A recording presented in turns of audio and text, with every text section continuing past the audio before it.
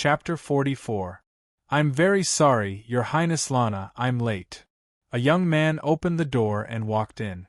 The young man had short blonde hair, a youthful face, and a resolute face. He was wearing white armor.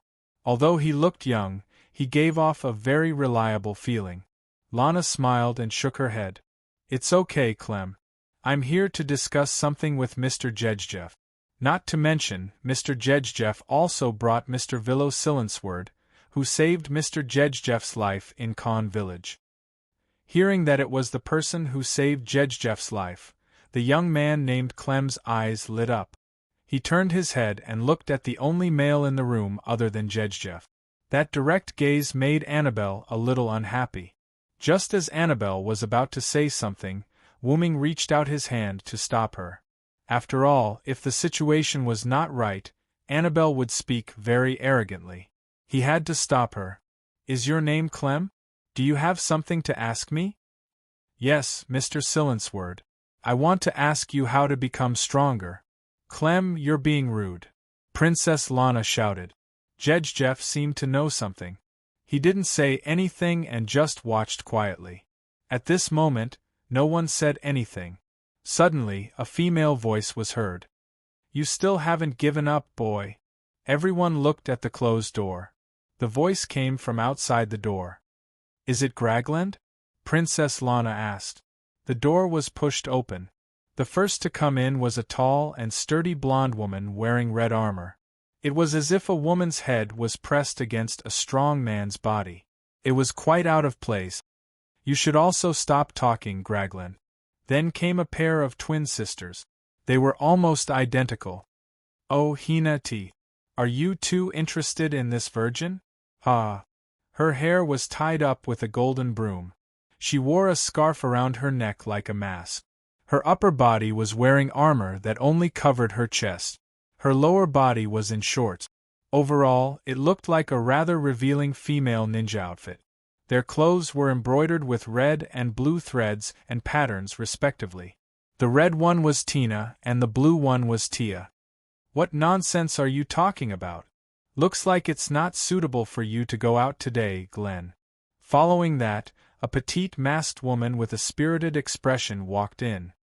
He wore a red hooded cloak over his black clothes and a mask with a red gem embedded on his forehead.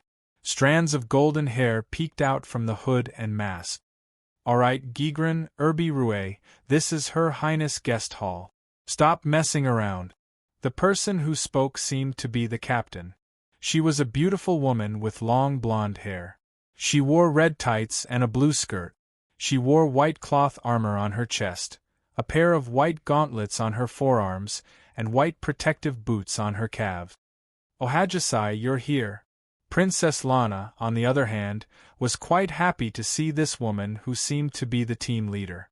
She stood up and ran over to hold Haggis' hand. Ah, Lana, I'm sorry to disturb you while you're talking to the warrior chief. Let me introduce you, this is the leader of Wild Rose, my friend Haggis Elba Drew Eindora. Hello, Haggis said with a smile. This is Mr. Vilo Silensword, the one who saved Mr. Jedjeff's life in Khan village. Next to him is Mr. Vilo's guard, Miss Annabelle. Just call me Vilo, I'm not a pedantic person. Wooming stood up and greeted Wild Rose's people. Ha ha ha, you're so cool. Are you interested in having a go with me, handsome? Gigran's rough voice came. You aphid, don't you know what you look like? You'd better go back to the furnace and be reborn first before you consider whether to serve Sir Vilo. Annabelle said mercilessly. Oh, you look so arrogant. Let's go out and practice. Gigran. Annabelle. Wooming and Haggis stopped the fight at the same time.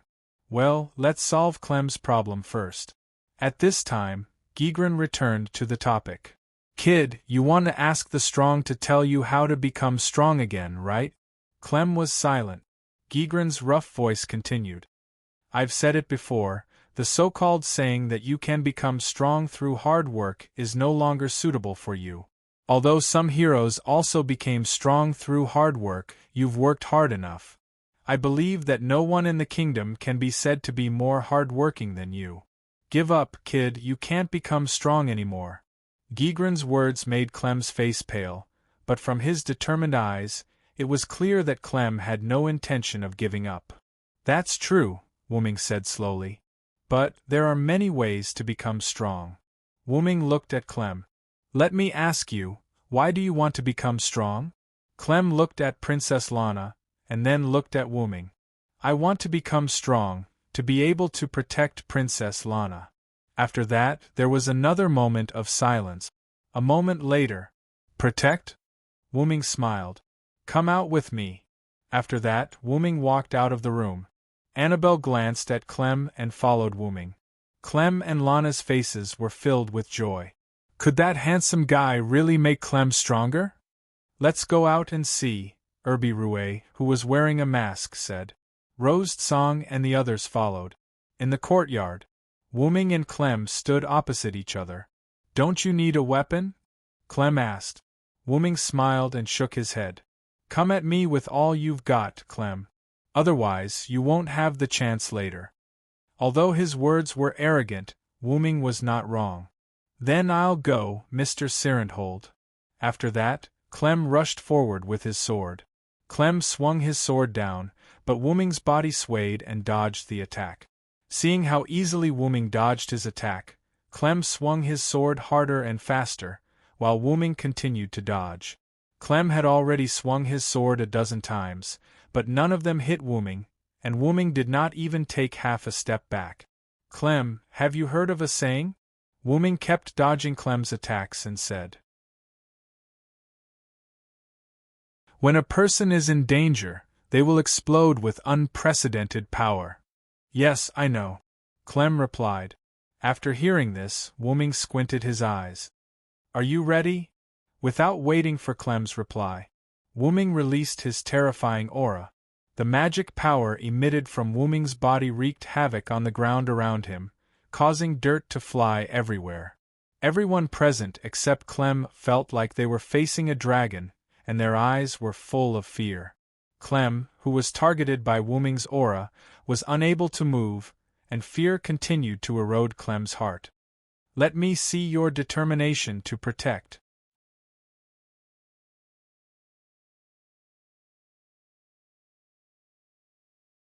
Chapter 45. No. If this goes on, I'll die.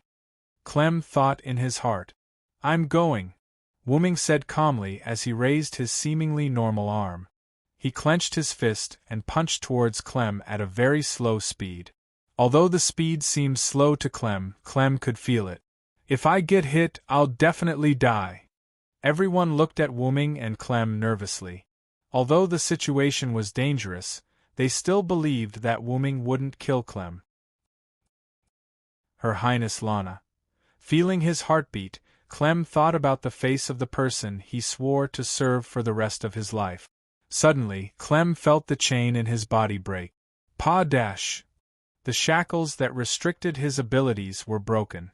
Wuming's fist wind formed a tornado, sweeping up the dirt on the ground. In an instant, dust filled the air. Lana, Rose Tsang, and the others stared at the dust in the courtyard without blinking, wondering what the outcome would be. Slowly, the smoke and dust dispersed, revealing the figures of two people. Clem! Princess Lana couldn't help but call out. Clem's posture didn't change as he stood on the spot. The sword in his hand was swung forward, held tightly by Wuming's other hand. Wuming's arm that swung out stopped beside Clem's head. Wuming slowly retracted his arm and smiled at Clem. Congratulations, you've broken through your limits. This sentence was like the last straw that broke the camel's back. After Clem heard it, his body couldn't support itself and fell to the ground. Breathing heavily and feeling the pain on his body, Clem looked at the sky. He had never felt the sky was so blue before. Even under my aura, you can still dodge and swing your sword. Seems like your awareness is quite strong, Clem. Wuming then took out a healing potion from Draconis and passed it to Princess Lana. This is a healing potion, Princess Lana. Give it to Clem. Everyone looked at the red healing potion with doubt in their hearts.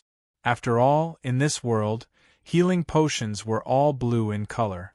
Red potion. But under the mask of Ibiruai's face, there was a slight change. What is it, Ibiruai? Gedgeland asked Ibiruai. No. I'm fine. After Lana fed the healing potion to Clem, everyone returned to the meeting room. Clem asked impatiently as soon as he sat down, fully recovered. Lord Villo, just now the Villo understood Clem's doubts and asked. A person's brain will limit most of their skills to prevent damage to their body. Just now, you broke through part of the limit under my pressure, which is why your body is in so much pain. After taking a sip of the tea, Wu Ming put it down. Now, you should be able to control the release of this restriction. You should be able to sense it yourself. Yes, thank you very much for your guidance, Sir Villo. This humble one is eternally grateful. Well, Virgin, you have indeed become stronger, although it was only for a moment. You should have reached the level of a platinum-level adventurer. Gedgeland said from the side. In this world, there was a profession called an adventurer. Wu Ming knew from the interrogation of the people from the Sunshine Holy Bible that adventurers were people who dealt with monsters. These people were similar to multi-purpose mercenaries, and were managed by the Adventurers Guild. The adventurers' level was differentiated by the rarity of the metal. The metal that symbolized their identity from lowest to highest were copper, iron, silver, gold, platinum, mithril, orichalcum, and stainless steel. Hearing this, Wu Ming reached out his hand, and a thin white knight's sword appeared in Wu Ming's hand. Then, how about adding this? Wu Ming tossed the knight's sword to Clem. This is stainless steel. Clem was confused. It's a pure stainless steel knight's sword. When everyone heard this, they were all shocked. Although a small amount of stainless steel could increase the weapon's quality, no one would use pure stainless steel to forge a weapon. Moreover, with such a large piece of stainless steel, it was hard to say if they could find a blacksmith who could forge a pure stainless steel weapon. After all, stainless steel was the hardest metal in this world. How can I, Mr. Villo? I can't accept such a valuable weapon.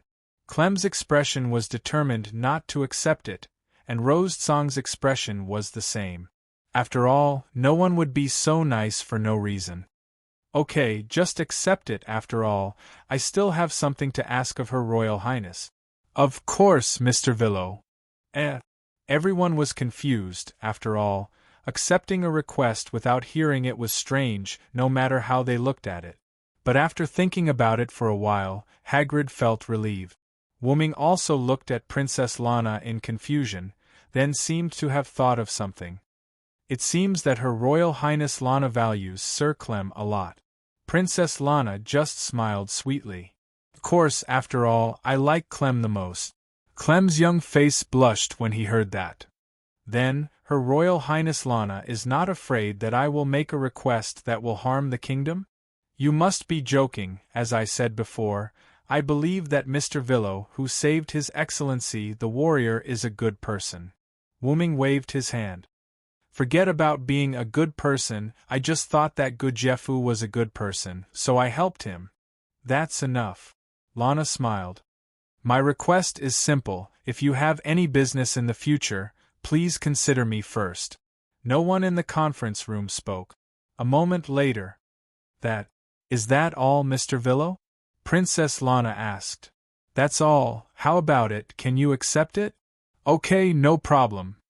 But, with such a small request, you let me accept such a valuable treasure, Clem was still a little unbalanced.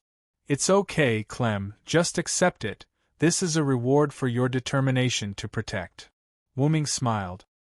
Yes, Mr. Villo, I will live up to your expectations, and I will use it well. Clem accepted it quite solemnly. Looking at Rose Tsang and the others present, Wu Ming looked at Princess Lana. Then that's it for today, I'll take my leave first. Wu Ming stood up. It's really a blessing to talk with you, Mr. Villo's thinking is really advanced. It couldn't be helped. Previously, Wu Ming was discussing business matters with Princess Lana. As they talked, the topic deviated from the main topic. They even talked about the country, policies and such. Wu Ming even expressed his own opinion, which made Princess Lana very surprised. After all, Wu Ming was a modern person, and his ideology and culture were definitely more advanced. Of course, Her Royal Highness Lana's opinion surprised me, as expected of the Golden Princess.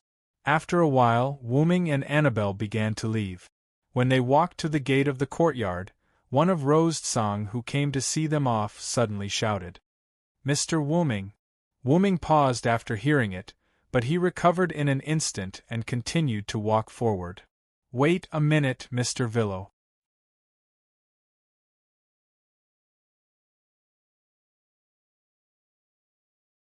Chapter 46. Wu Ming turned his head and looked at the person who spoke. "What can I do for you, Miss Ibirui?" Ibirui did not speak. Gejlin said quietly to Ibirui, "Hey, what's the matter, Ibirui? Why did you suddenly stop him? Also, who is this Wu Ming that you called out earlier?" After a pause, Ibirui looked at her and said, "Your Royal Highness, I would like to invite Sir Villo and Sir Gajef to join the plan." "Hey, Ibirui, Gajef is fine, but why do you want to invite the person you just met for the first time?" "Yes, Ibirui, I don't agree with this idea." Wu Ming looked at her quietly and did not speak. "It seems that Miss Vampire seems to know me." "No, she knows Wu Ming." "It shouldn't be, I just came to this world not long ago, how could she know me?" "I don't have a problem with Sir Villo, but Sir Villo has just met us, and I have received Sir Villo's favor. I really shouldn't bother Sir Villo." Princess Lana looked embarrassed. "I don't have a problem with that, but let's talk about it tomorrow." "Don't you have something to discuss?" "I will visit again tomorrow. Goodbye." Wu Ming and Annabelle left. Song Rose's leader, Hagis, asked Ibirui, "Ibirui, what's going on? Why do you care so much about that man?" "It's okay, let's discuss Hachiko with Her Royal Highness first." After saying that, she went into the room, leaving a few people who didn't know what to do. On the other side, Annabelle walked behind Wu Ming and asked, "Do we need to get rid of that woman?" "No, I really want to know where she knew my name." Wu Ming touched his chin and thought. "Strictly speaking, that bottle of red healing potion and the pressure I released to train Clem have the possibility of being exposed. But, even if I'm exposed as Wu Ming, how did she know this name? That Wu Ming just now carries a lot of weight. Well, let's go back to the hotel first. I want to contact Yerbird." "Yes, Sir Wu Ming." After discussing with Princess Lana, Song Rose's group left the princess's house. On the way back, Gejlin began to ask, "What's going on, Rue? You're making us very worried." Hagis, Hina, and Tia also looked at Ibirui. "My apologies, I was just thinking of a benefactor of mine. Lord Varen. You look too much like him." Ibirui replied. Feeling Ibirui's loneliness, Song Rose's group sighed silently in their hearts. In the hotel, Wu Ming took out the scroll called Message, and was ready to contact Yerbird. Message was a long-range communication spell, which could also be said to be a skill. There was such a spell in the library, but Wu Ming didn't learn it. Message. Wu Ming put his hand on his temple, and began to contact Yerbird. "Wu Ming-sama. Yerbird, I have an accident here. Immediately recall Sebastian and Zaisha, and prohibit the members of Nasaric from going out." "I'm very sorry, Wu Ming-sama. Zaisha betrayed us." "What?" "Nazaric's underground tomb." A black and red circular hole appeared at the main entrance of Nazaric's surface. Wu Ming walked out of it. Annabelle was left in the Royal City Hotel by Wu Ming. Annabelle helped Wu Ming to refuse everything. The reason was that Wu Ming had some personal matters to deal with. Wu Ming stretched out his hand, and a ring appeared in his hand. After putting it on, Wu Ming launched instant transmission and disappeared. Between the thrones, Yerbird was standing next to the throne, waiting quietly. Wu-Ming instantly appeared between the thrones. Seeing Wu-Ming, Bird knelt on one knee. Wu-Ming-sama. Get up quickly, Bird. What's going on with Zacia's betrayal? Bird stood up, waved his hands in white silk gloves a few times in the air, and a crystal screen appeared in the air. Although Nasaric has been materialized, some mechanisms can still be digitized. For example, Bird pulled up the list of Nazaric's guardians. Seeing Zacia Bradford's name in bright red, Wu-Ming asked, "Is this the reason for Zacia's betrayal?" "That's not the reason. When you left Nasaric, I told Zacia and Sebastian to complete the information gathering as soon as possible. Zacia has already returned ahead of time. However, when passing by Con Village, Zacia seemed to have encountered an enemy. After that, I couldn't contact her.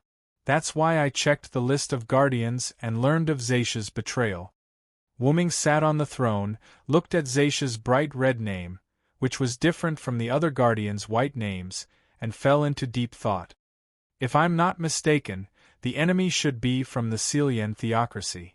I deduced the same thing when I discussed with Demiurgos, but because of Lord Wu-Ming's orders, I didn't send troops to Con Village to check. Send the highest-level assassin to the vicinity of Con Village to check the situation.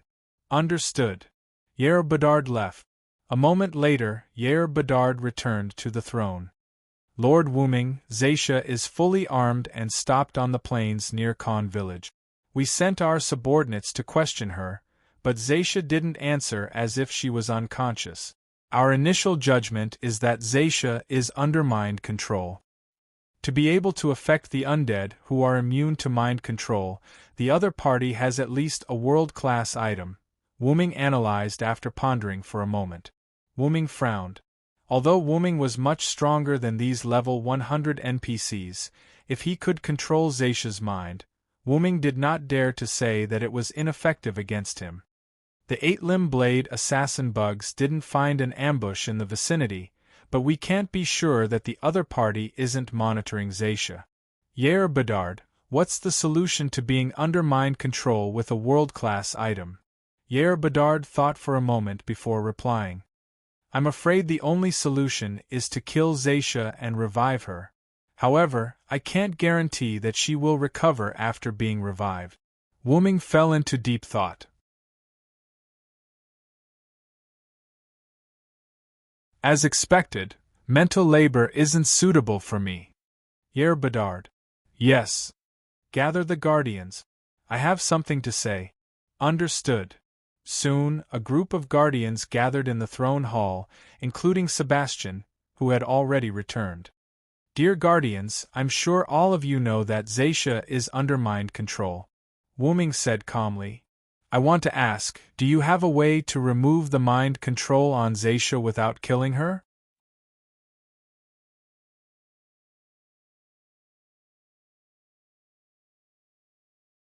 Chapter 47. Looking at the silent guardians, Wu-Ming thought to himself, "It seems that I can only kill Zacia. I'm very sorry, Wu-Ming-sama, we can't solve the problem for you. It's a crime worthy of death," Demiurgos said in a serious tone. "Don't say that, Demiurgos. I'm too harsh. After all, that's the effect of a world-class item, and it's not so easy to remove." Wu-Ming shook his head. "First, I want to give you the world-class item." Wu-Ming's words were shocking, and the guardians immediately knelt down and bowed their heads. "Demiurgos, you know the reason, right?" Demiurgos still knelt on one knee and bowed his head. "Yes, Wu-Ming-sama. Wu-Ming-sama gave us the world-class item to prevent us from being affected by the enemy's world-class item." Wu-Ming nodded. Demiurgos is still smart. With that, Wu-Ming waved his hand. A sword, a cup, a large scroll, and a pair of gloves appeared in the air and fell to the hands of Cositas, Yuri, Mare, and Demiurgos. Because Bade already has the world-class item Infernal Abyss, I won't give you the world-class item this time. "Yes, Wu-Ming-sama," Bade said with a regretful look. "The names of these 4 items are Blade of Billions, Cup of Zacia, Mountain River Map, and Avarice and Desireless. I will tell you how to use them and their effects after the meeting. Thank you, Wuming-sama, for giving us these treasures. We will not hesitate to go through fire and water for you. Several people said at the same time. One more thing, I'm going to fight Zaisha alone. How can that be, Wuming-sama? Please think twice, Wuming-sama. Wuming-sama. Silence. Wuming shouted. We can't be sure if the other party will suddenly use a teleportation spell to teleport over. Moreover, we can't guarantee our chances of victory if you guys go. Most importantly, you are like newborn children. I am someone who has accepted your loyalty. How can I let you kill each other? Lord Wuming, since you've already made your decision, as your subordinates, we shouldn't say anything more. However, please promise us that you'll return safely, Yerbaid said. I agree. In Wuming's bedroom, Wuming placed many props in front of him. It feels like I'm raiding a dungeon. Seriously, how can someone like me, who has experienced many battles, be used to preparing for a one-on-one battle like a game? As mentioned before, after Nasaric transformed into a physical body, he retained some of his digitized parts. For example, Nazaric's members could use magic to detect a target's HP and MP, and Yerbaid could also manage Nasaric through the system. Sure enough, it's more suitable for me to fight directly. Can I determine if there are any players on the other side? At the end of the meeting, Demiugos proposed that after a series of anti-teleportation spells, anti-detection spells, and other spells were placed near Satya, Wuming would fight Satya one-on-one. In Wuming's view, whether it was NPCs or players in Yggdrasil, their abilities were not strong. At least in Wuming's view, no one in Nasaric could defeat him without using special skills or items. The only hidden danger now was that he didn't know if the other party had any special items or skills. I can only say that it's a game.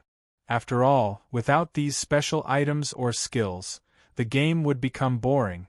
I guess so. After all, I don't play games very much. Wuming picked up the 2 rings in front of him and put them on his left and right fingers.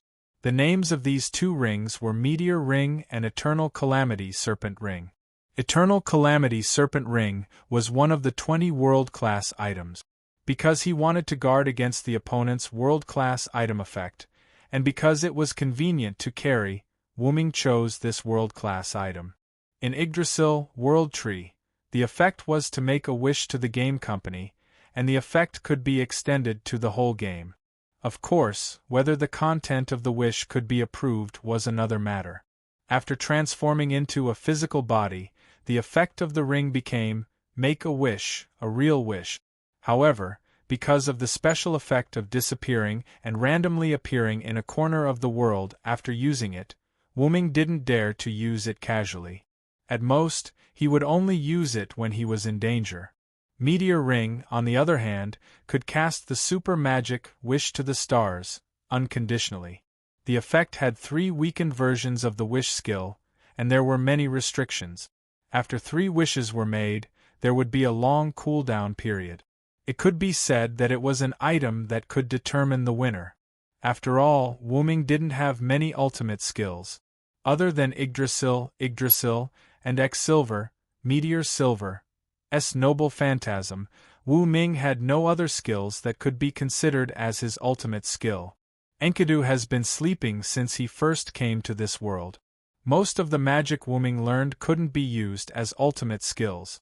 After all, the magic stored in the library was either magic books with a limited number of times or written materials that couldn't be learned. The skills Wuming learned, such as Dragon Thunder and Heavenly Fire, were useful against the natives, but they didn't have much effect on Zaisha, a level 100 NPC. Ah, my head hurts. Sure enough, I still haven't learned it well, master. Wuming remembered his master, Skaha, who could kill a god with just a magic spear and his own martial arts. Sure enough, I'm still too inexperienced. My bloodline ability is basically harmless. For example, Wuming's Origin Dragon bloodline ability. time travel adaptability, powerful physique, endless magic power, and transformation effect of Calamity Dragon. Suddenly, Wuming felt a message in his mind. Wuming put his hand on his temple. What's wrong, Yer Bade? Master Wuming, some humans who look like adventurers are approaching Zaisha. Understood. Stay put, I'll go check the situation. Master Wuming, don't you need guards? No, to avoid misunderstandings, you can continue to hide near Zaisha. Yes, Master. Wuming disconnected the communication and lay on the bed. When it rains, it pours. I hope those adventurers can retreat on their own. As the portal closed, Wuming appeared on the plain near Khan village. So, those are the adventurers who are approaching? Wuming looked at the adventurers coming toward him. Wuming took out Yggdrasil and threw it into the air. After a while, Funbaba appeared behind Wuming. Those adventurers also seemed to have seen Wuming and Funbaba, and they all stopped for a while. 3 people who seemed to be captains came over. Are you the captains of the adventurers who came to crusade against the vampire? Yes, I'm Parodi from Sirius. These 2 are Moknak from Rainbow and Igvaki from Kraugla. May I ask who you are? A young man with a determined look said. I'm the vampire's summoner. Because of an accident, I lost control. Please go back. This is not something you can intervene in. But even if you say so, Parodi had a troubled expression on his face. Don't waste your breath on him. Igvaki said. Who knows, maybe he's actually here to steal our credit. He thinks that he can do whatever he wants just because he has a good-looking magical beast. To be honest, Funbaba was not tall, and it looked gentle, but it did not mean that Funbaba would not kill. Funbaba raised its leg, and in an instant, a huge man-eating flower appeared at Igvaki's feet. In an instant, Igvaki was eaten by the man-eating flower before he could even make a sound. Parodi and Moknak put their hands on their weapons with a solemn expression. I'm in a bad mood. Persuading you to leave is for your own good. Do you have to make an example of me? Wu Ming released the aura of a giant dragon. The wind pressure caused by his aura overturned the adventurers in the distance, and Parodi and Moknak in front of him were unconscious. Wu Ming slowly retracted his aura. Ever since Silent Wonder turned into a dragon, he had mastered an invisible pressure similar to draconic aura. This could be considered a blessing in disguise. Looking at the hurried and orderly retreat, Wu Ming turned around and walked toward Satya.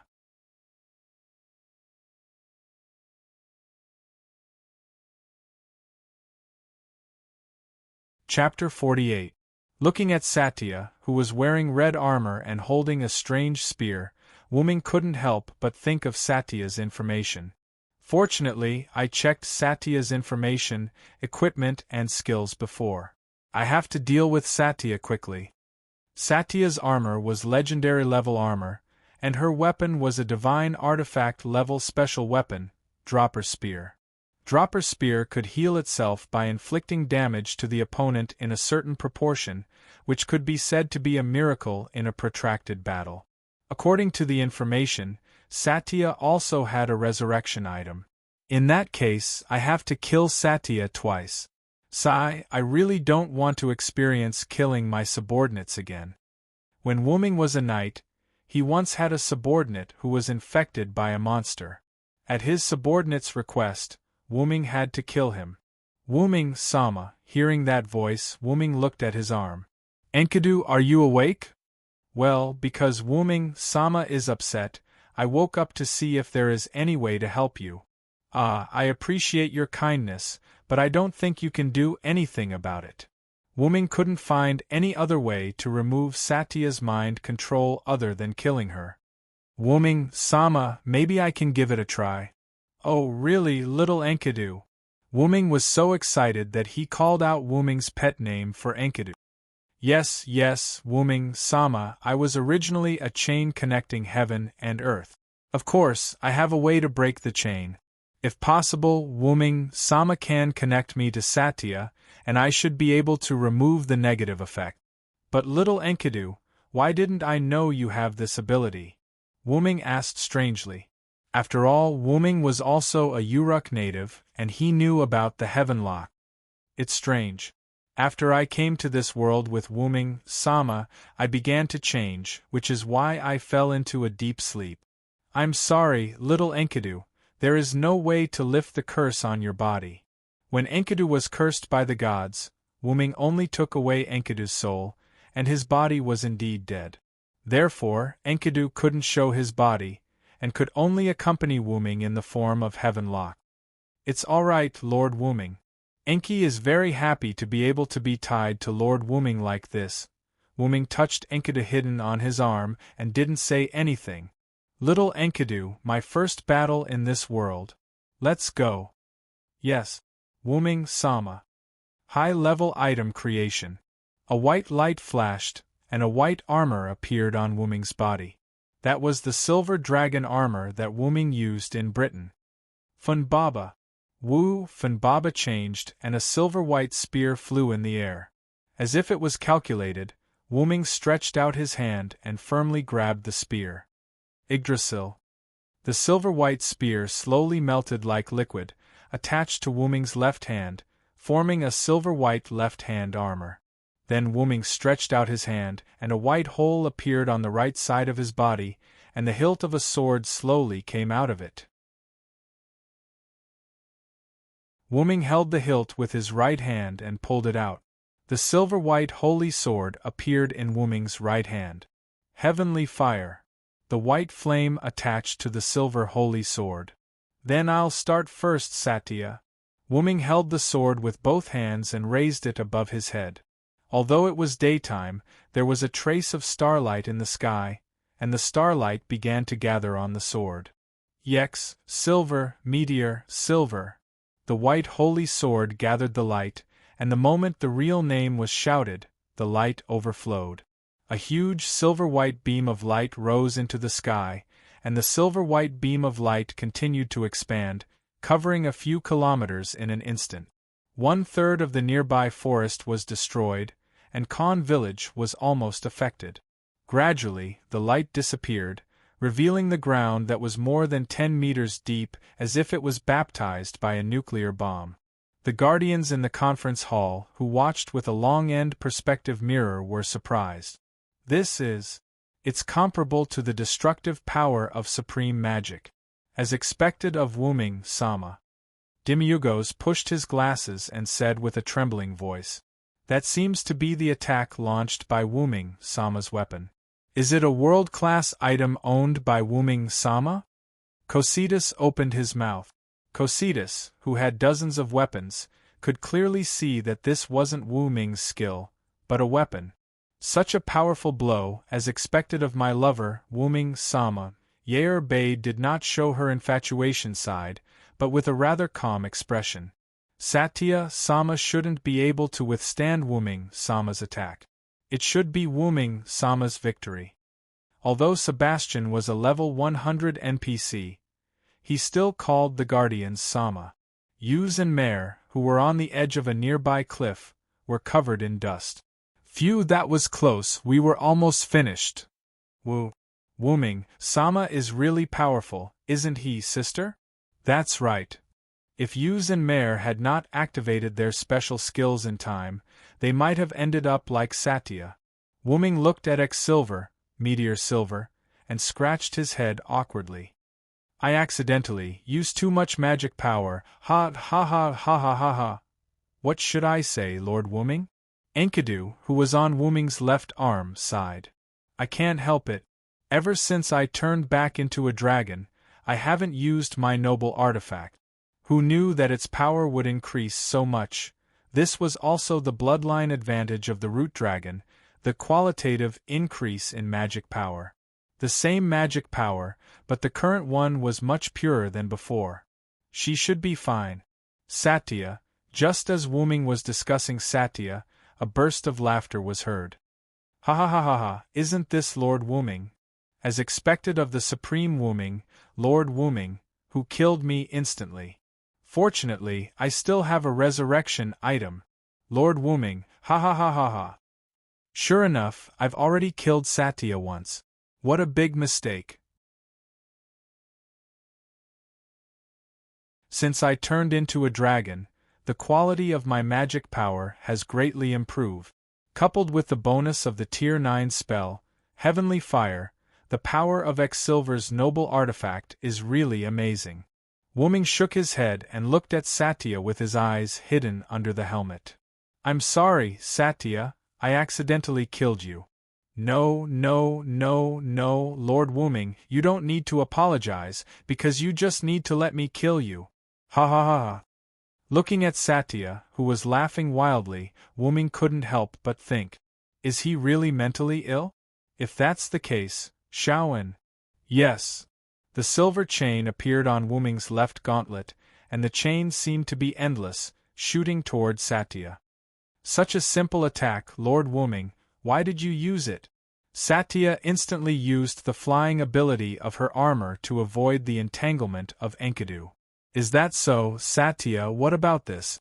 The sound of chains colliding could be heard as white holes similar to spatial doors appeared in the air around Satya, surrounding her. Greater teleport. Don't even think about it. Wuming was already prepared. Wuming instantly tore the scroll from Draconis. What? Greater teleport doesn't work, is it dimensional lock? Yes, it's dimensional lock that can restrain teleport. Enkidu. In an instant, Enkidu extended from each white space and bound Satya. Damn it! Einherjar. As Satya chanted the spell, a white light flew out of Satya's body. After the white light took shape, it was a figure exactly the same as Satya, but this figure was completely white. Einherjar summoned by this skill only had the physical ability of the original body, and it could not use magic or skills. Einherjar rushed toward Wuming, but Satya knew very well that Einherjar was no match for Wuming. Struggling to break free from Enkidu, Satya activated magic essence and began to check Wuming's magical power. What she saw was a huge amount of magical power gushing out like a bottomless pit. As expected of the supreme being of the great underground tomb of Nasrik. You can be said to be an invincible existence, Lord Wuming. On the other side, Wuming activated another noble phantasm. Noble phantasm liberation, Yggdrasil. A large number of branches quickly grew from Wuming's left hand, entangling Satya's Einherjar. Absorb, Yggdrasil. The Einherjar gradually faded until it completely disappeared. So, what should you do now, Satya?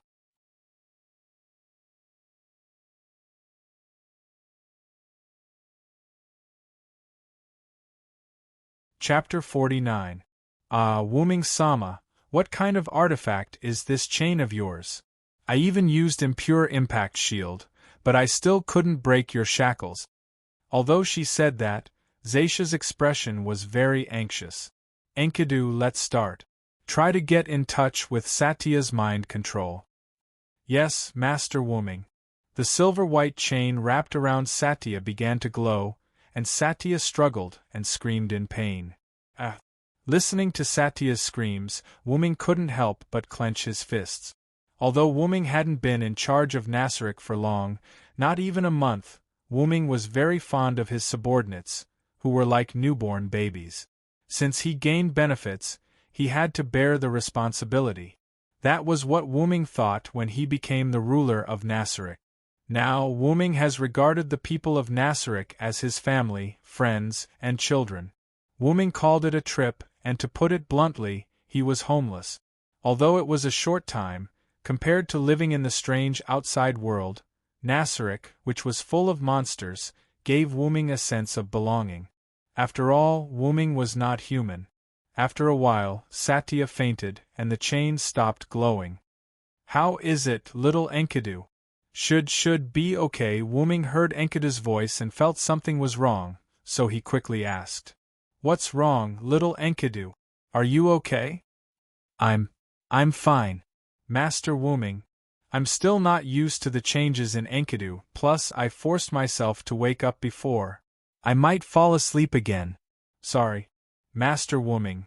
It's okay, little Enkidu, you don't have to apologize. I'm really lucky to have you by my side. Enkidu didn't say anything else. Sensing the weakening of Enkidu's mana, Wuming knew that Enkidu had fallen asleep again. Wuming jumped up and hugged the unconscious Satya. He stroked Satya's face and said, "Go to sleep, everything will be fine." As if she had heard him, Satya's slightly nervous face gradually relaxed. Nasaric Conference Room. As expected, Sir Wuming's victory is beyond doubt. Cositas exhaled a breath of cold air as he spoke. It seems that I don't need to prepare materials for Satya's revival. As expected of Lord Wuming. Dimigos adjusted his glasses.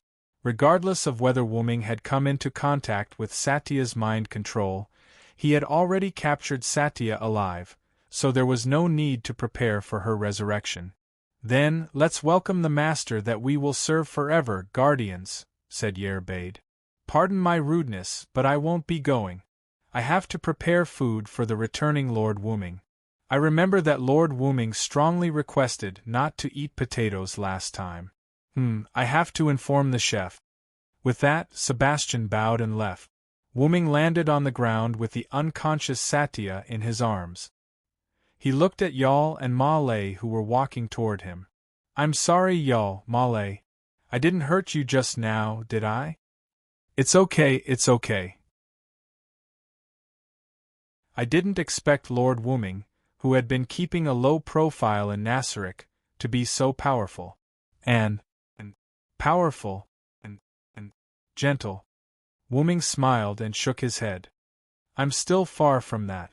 You must know that no matter what, there's no end to it." To be honest, Wuming didn't expect a noble artifact to be so powerful. After all, Wuming didn't use a noble artifact many times. The few times that he did, it was because his opponent also used a noble artifact or because his opponent was unmatched without a noble artifact. Thinking about it carefully, it wasn't strange. Noble artifacts were known as the trump cards of heroic spirit. Putting aside the strength of heroic spirits, just the word trump card showed the importance of a noble artifact. "By the way, Yal," Wuming looked at Yal and asked, "the anti-detection magic is working, right?" "Yes, Lord Wuming. Although Lord Wuming's attack destroyed most of the magic, I repaired it in time, so there's no problem." Then, as if he thought of something, Wuming said to Ma Lei, "Don't make any changes to the traces of the battle here. It can serve as a deterrent." Yes, Lord Wuming."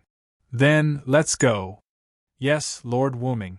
X2, between the thrones in the audience hall. Yerbade, Demiurgos, Cositas, Sebastian, and the others had been waiting for a long time. Wuming carried Satya, while the dark elf twins followed behind him. "Lord Wuming, congratulations on your victorious return." Looking at the guardians, including the twins, who were kneeling on one knee, Wuming said, "Rise, guardians." "Yes, Lord Wuming." "Yerbade, check Satya's status." "Yes, Lord." Yerbade slid his finger in the air and opened a virtual window. Yerbade slid his finger. When he saw Satya's name turn from red to white, he heaved a sigh of relief. "There's no problem, Lord Wuming. Satya's name has turned white. How about this? Bring Satya to the room on the 9th floor to rest. During this time, arrange for many monsters above level 90 to guard her, and set up many magic traps to prevent Satya from going berserk." This, Lord Wuming, to let the servants step into the residence of the Supreme Beings. Yerbade had an inappropriate expression. "It's fine. The other Supreme Beings won't blame you. Carry out the order." "Yes, Lord." Speaking of which, it was strange. Ever since Wuming came to Nasaric, the 9th floor of Nazaric's underground graveyard had been deserted. No, it should be said that this was more befitting of the graveyard's name. In fact, there were quite a lot of people on the 9th floor. There were 41 level 1 android maids, as well as a group of service staff in bars, restaurants, and hot springs. However, these people only moved around in their own areas and never came out. Thus, only the guardians were left to move around freely. In fact, it was also because each floor of Nasaric was too big. Perhaps it was because Wuming and Nasaric had temporarily fused. Nasaric was not as big as the information indicated. Instead, it was much bigger than the information indicated. Other than the surface of Nasaric, which did not change much, the 1st to 10th floors of Nasaric had expanded a lot. According to Wuming's speculation, the largest floor was even comparable to the size of a city. I'm a little tired. Let's go back and rest. Sebastian, is the food ready? Of course, Lord Wuming. It's all ready. I also specially told the chef to reject all potato product. Speaking of potatoes, Wuming recalled the fear of being dominated by Gawain in Britain. Well done, Sebastian. For the supreme beings, I won't hesitate. Following the conversation, Wuming and Sebastian stepped into the restaurant.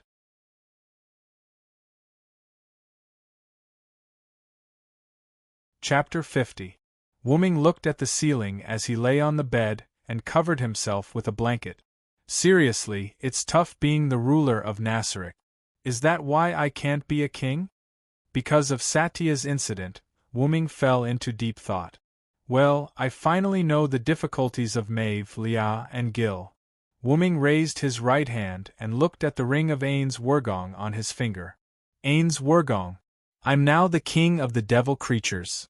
To think that I, the holy root dragon, have become the king of the devil creatures. Not bad, hee. Wuming put down his hand and closed his eyes. Sleep, sleep, I must fully enjoy this beautiful moment. Just like that, Wuming fell asleep under the protection of the devil creatures. The next day, in the audience hall between the thrones, looking at the empty hall, Wuming spoke in boredom. In that case, although Satya's mind control has been lifted, there's still a trace of a problem? Wuming sat on the throne and leaned sideways against the back of the throne. He supported his face with his right hand and looked as if he had not slept well. It's called a problem, but it's just that after Satya woke up, she remembered that she fought against the Supreme Honorable and felt ashamed. Bird said. In that case, give Satya an appropriate punishment. Wuming scratched his cheek. As expected of the Supreme Honorable. Our master is a great being who rewards and punishes clearly. Bird knelt on one knee and placed his right hand on his heart. Get up, Bird. Speaking of which, does Satya have any information on the enemy? Even the slightest bit would be good. At this point, Wuming's lazy gaze became like a terrifying beast and emitted a dangerous aura. Yes, Lord Wuming.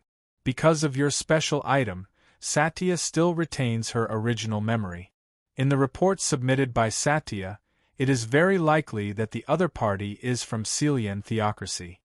Bird stood up and crossed his hands on his abdomen.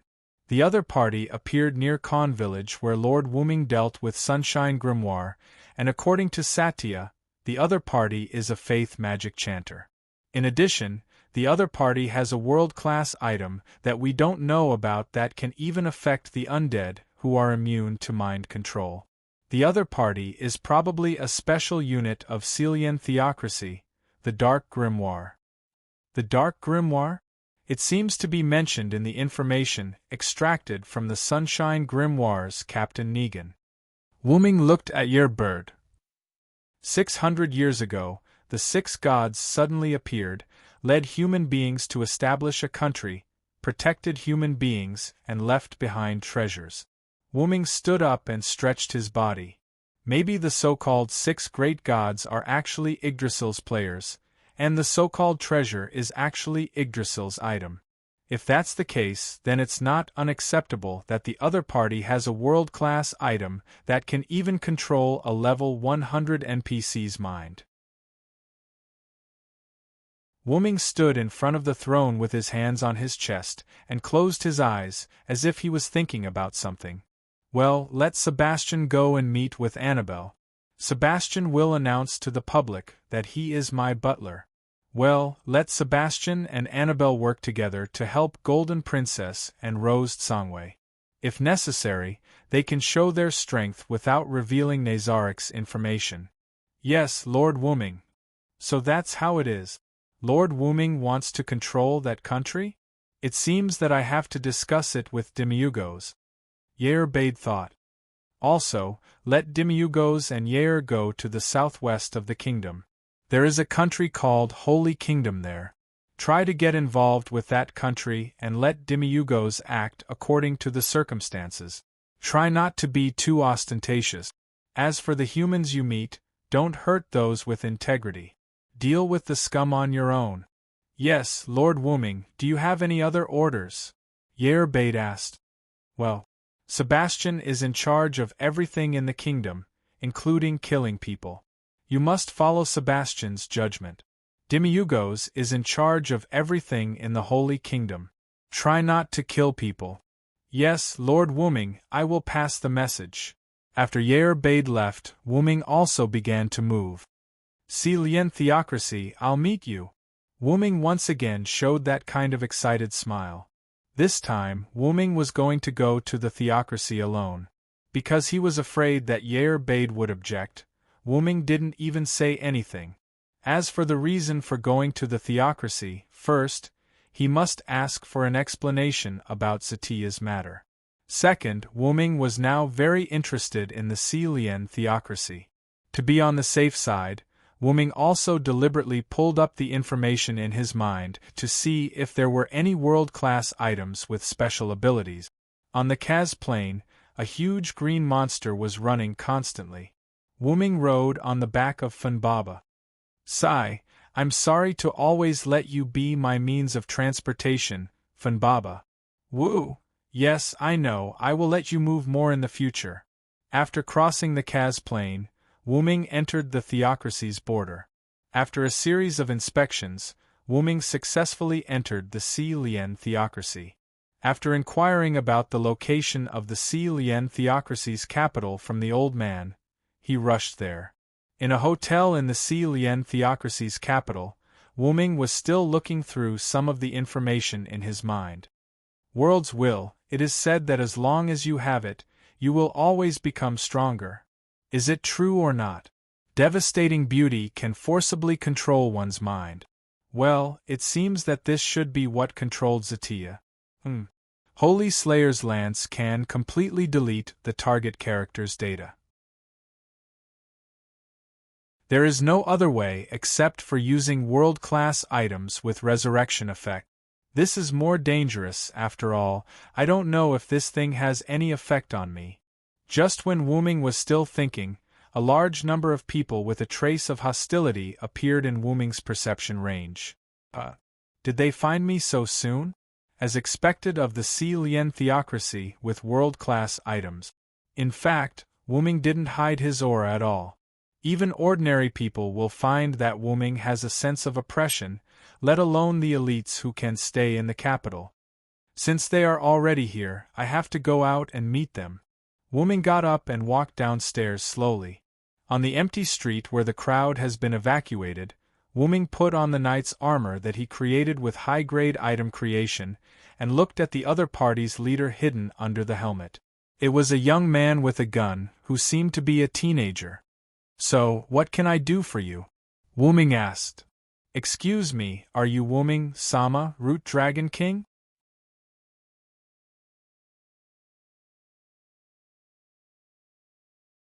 Chapter 51.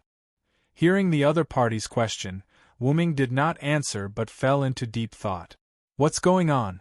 Not only did Irbirui know that Wuming was looking for someone, but he also suspected that I'm Wuming. The people in the theocracy also know, but I just arrived in this world not long ago. Wuming looked at the young man who asked the question in front of him. What about you? Who are you? Wuming declined the other party's question implicitly. I'm the lead disciple of Dark Scripture in Serene theocracy. Code name is Dark Scripture, Wuming Sama. Seeing the other party bowed politely, Wuming spoke again. So, Dark Boy, you know about the vampire near Yolanta, right? Yes, Wuming Sama, we found it when we passed by there, and we lost 3 people because of it. Very well, that's my subordinate.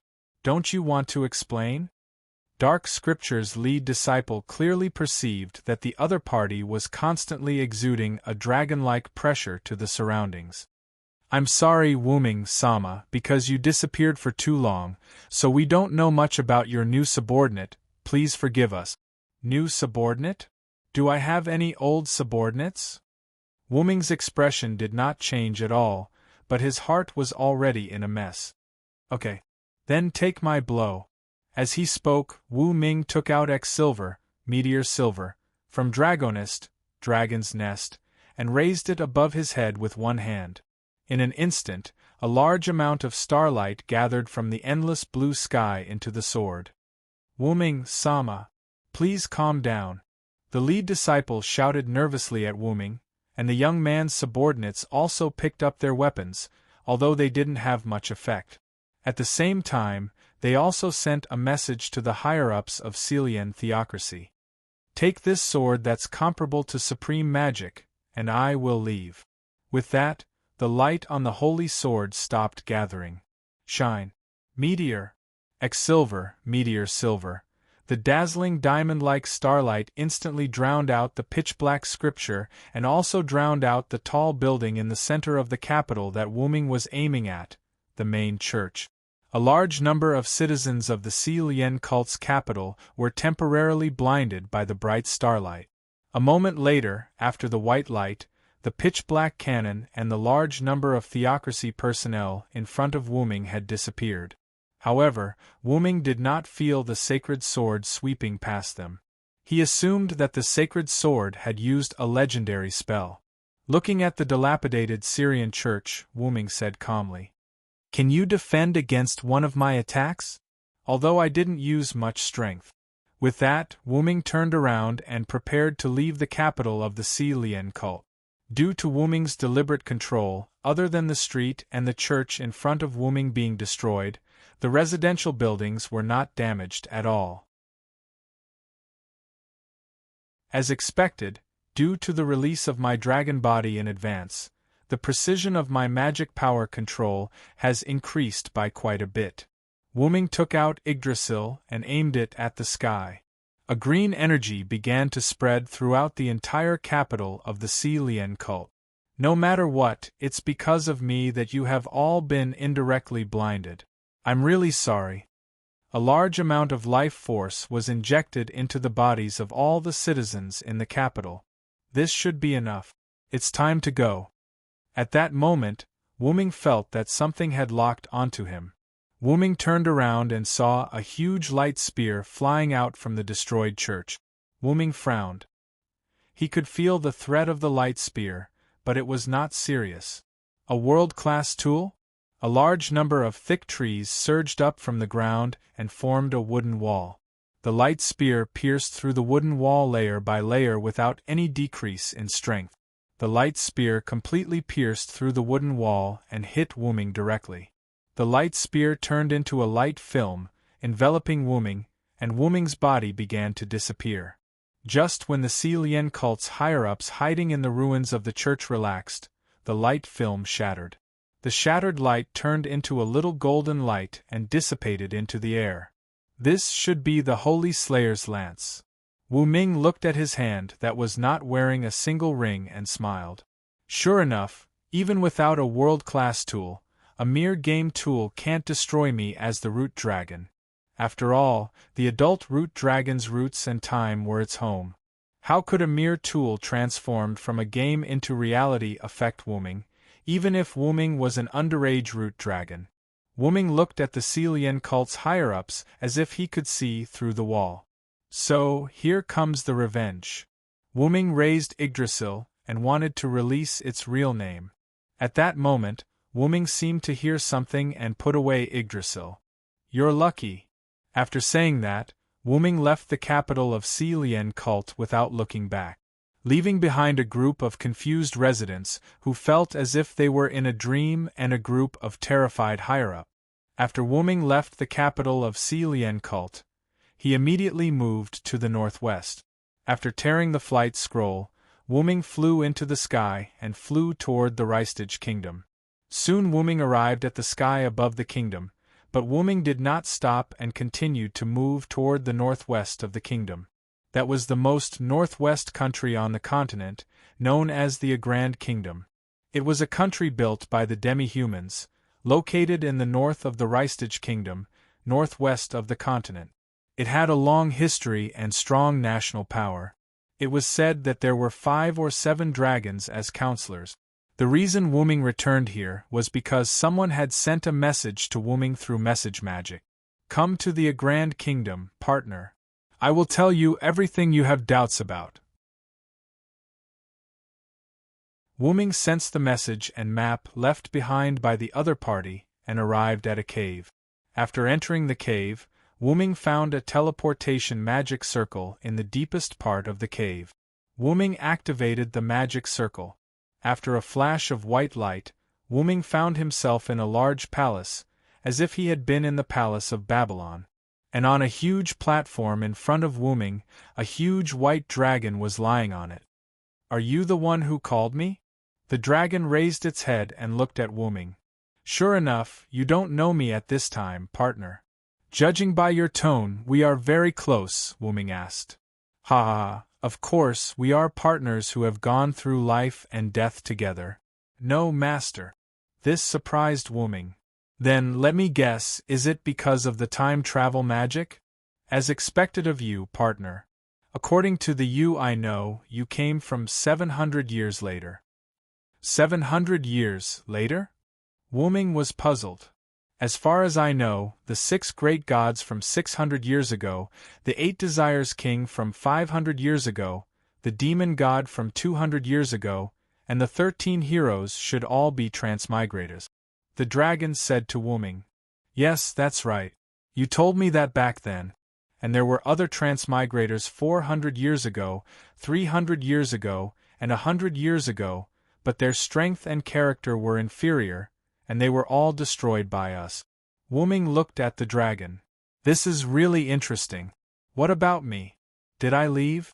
To be precise, you left 100 years ago. Except for the era of the 6 great gods, the 8 desires king, and the 13 heroes when you woke up, the rest of the time you were asleep, because you were about to leave your childhood. Then I'm going to be an adult. Wuming was a little excited.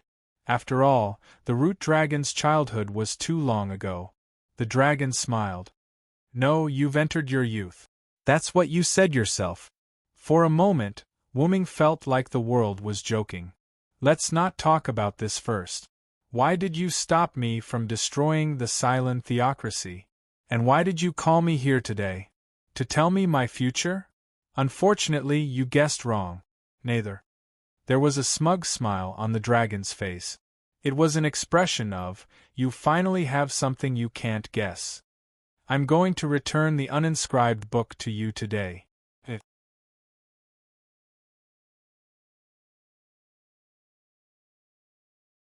Chapter 52. Uninscribed Incantation Book? Wuming was puzzled.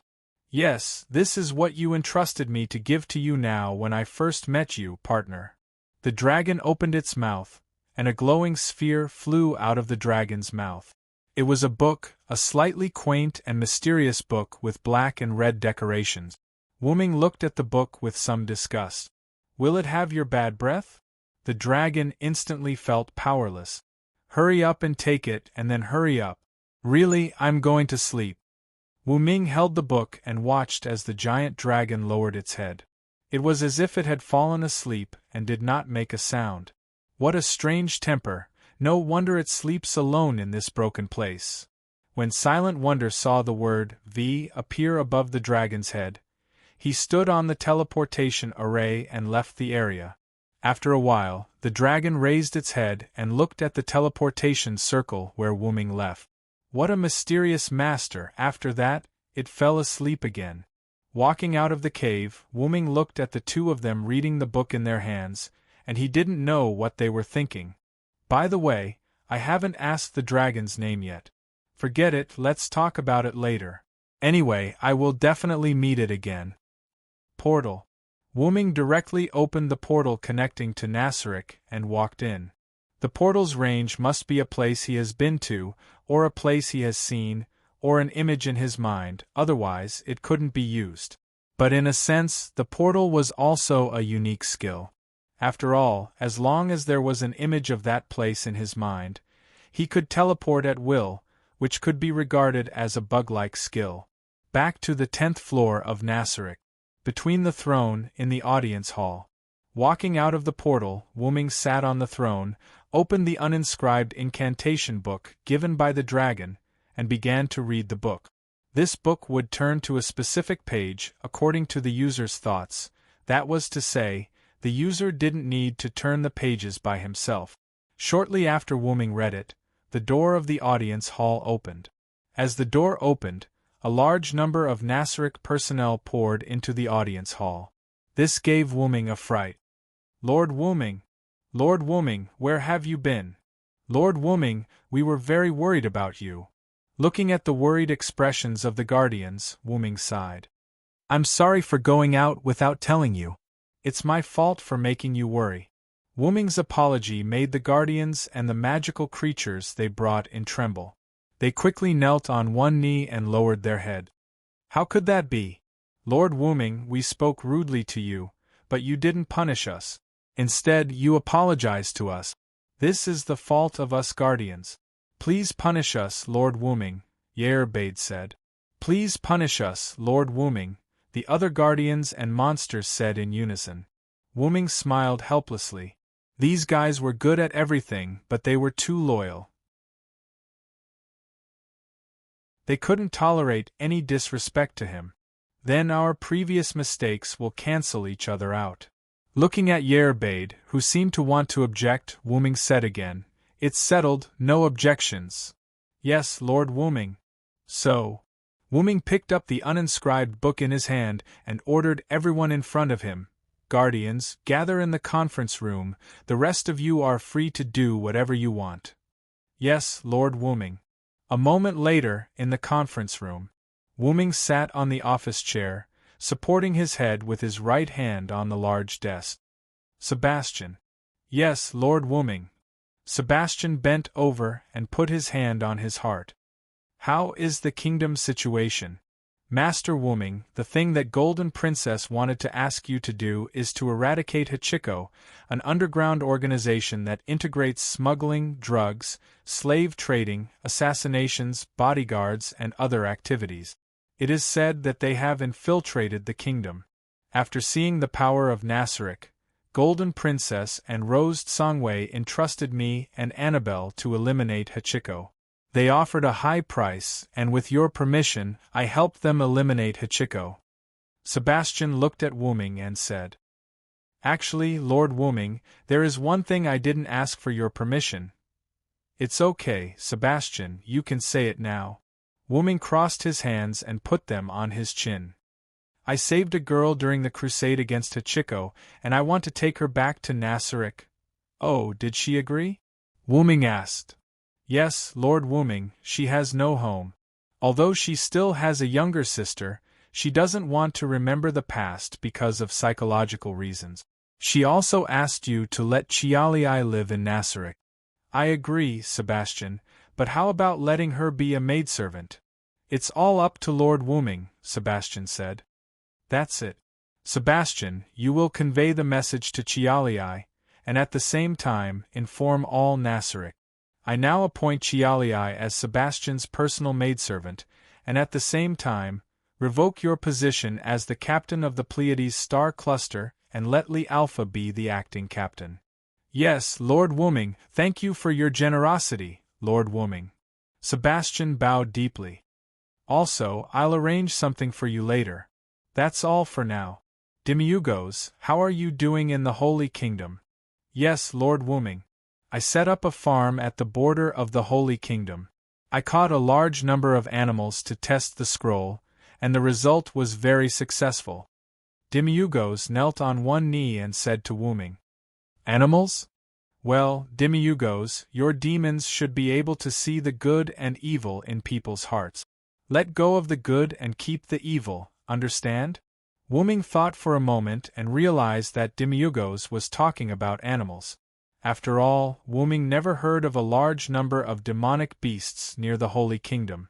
There were only many types of demi-humans. Of course, Lord Wuming, because you like humans and good people, I deliberately avoided these people when I caught them. Demiurgos pushed his glasses. Well done, Demiurgos, get up. As a reward, I will give you this. At the moment when Demiurgos got up, Wuming threw the ring of Ans Ergong to Demiurgos. This is the ring of Ans Ergong. Lord Wuming, this is a supreme treasure that only the Supreme One can wear. How can I? Well, Demiurgos, accept it. This is your reward, understand? Yes, Lord Wuming. I will go through fire and water for Nasaric in the future. Well, y'all, I heard that you found a lizardman village on the way back? Yes, Lord Wuming. Y'all raised his hand and said. Then, Cositas. Yes, Lord. Cositas exhaled cold air. Although the lizardmen are useless to Nasaric, I want to see your ability. Cositas, you will go and subdue the lizardmen. Yes, Lord Wuming. I will complete your task. But remember, you and your men don't fight in the first battle. I will send some soldiers to follow you. Only these soldiers can be used in the first battle. Remember? Yes, Lord Wuming. Mayor. Yes, Lord Wuming. Well, you go and cancel Nazaric's external camouflage. I will provide you with a magic array. You can use the magic on this magic array to camouflage Nasaric. After that, Wuming opened the uninscribed book. As Wuming thought, the book turned automatically and stopped at a certain page. High-level item creation. A blueprint with a high-level camouflage magic array appeared in front of Wuming. I'll leave it to you, Mayor. Yes, I will not let Lord Wuming down. Then, Satya. Yes, Lord. Seeing Satya's sad face, Wuming said. I've decided to punish you.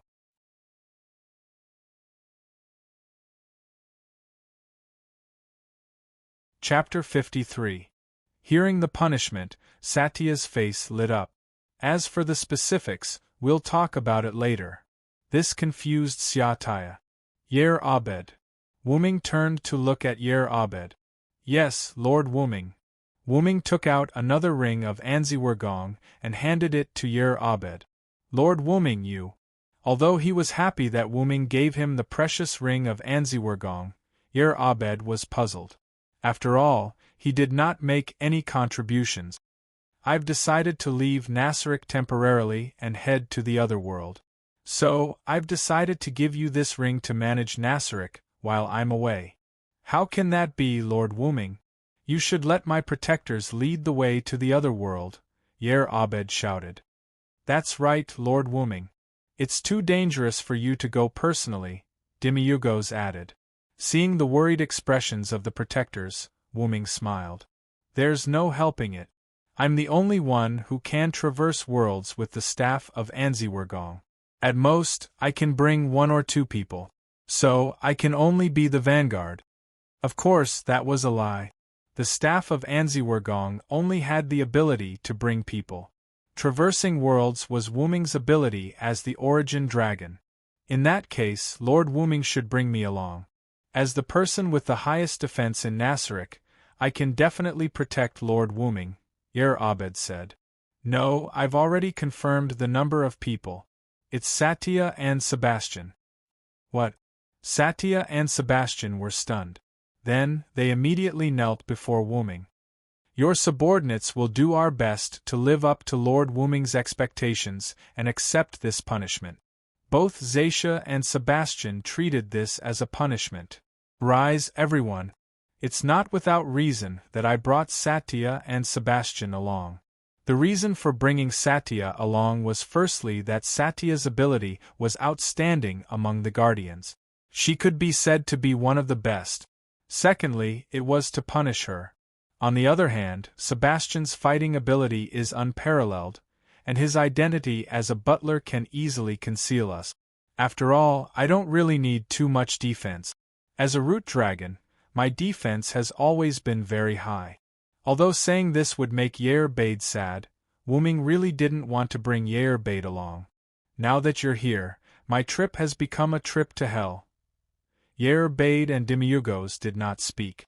Seeing that the two think tanks did not speak, the other guardians did not have any intention of speaking either. It's decided then. Also, I'll inform Pandora Yakut to leave the treasury. No one can invade that place. I'll let her play my role while I'm not in Nasaric. If there's anything, Yerbed and Demiurgos can discuss it with Pandora. That's it. The meeting is over. Zaisha and Sebastian will stay behind. The rest of you can leave. Yes, Lord Wooming, everyone shouted in unison. Before Yerbed, who was the last to leave, left, Wooming said, I hope you can use this ring well. I hope you can make good use of this ring. When I return, I will see a more perfect Nasaric. Just like that, Yerbed left with an excited expression.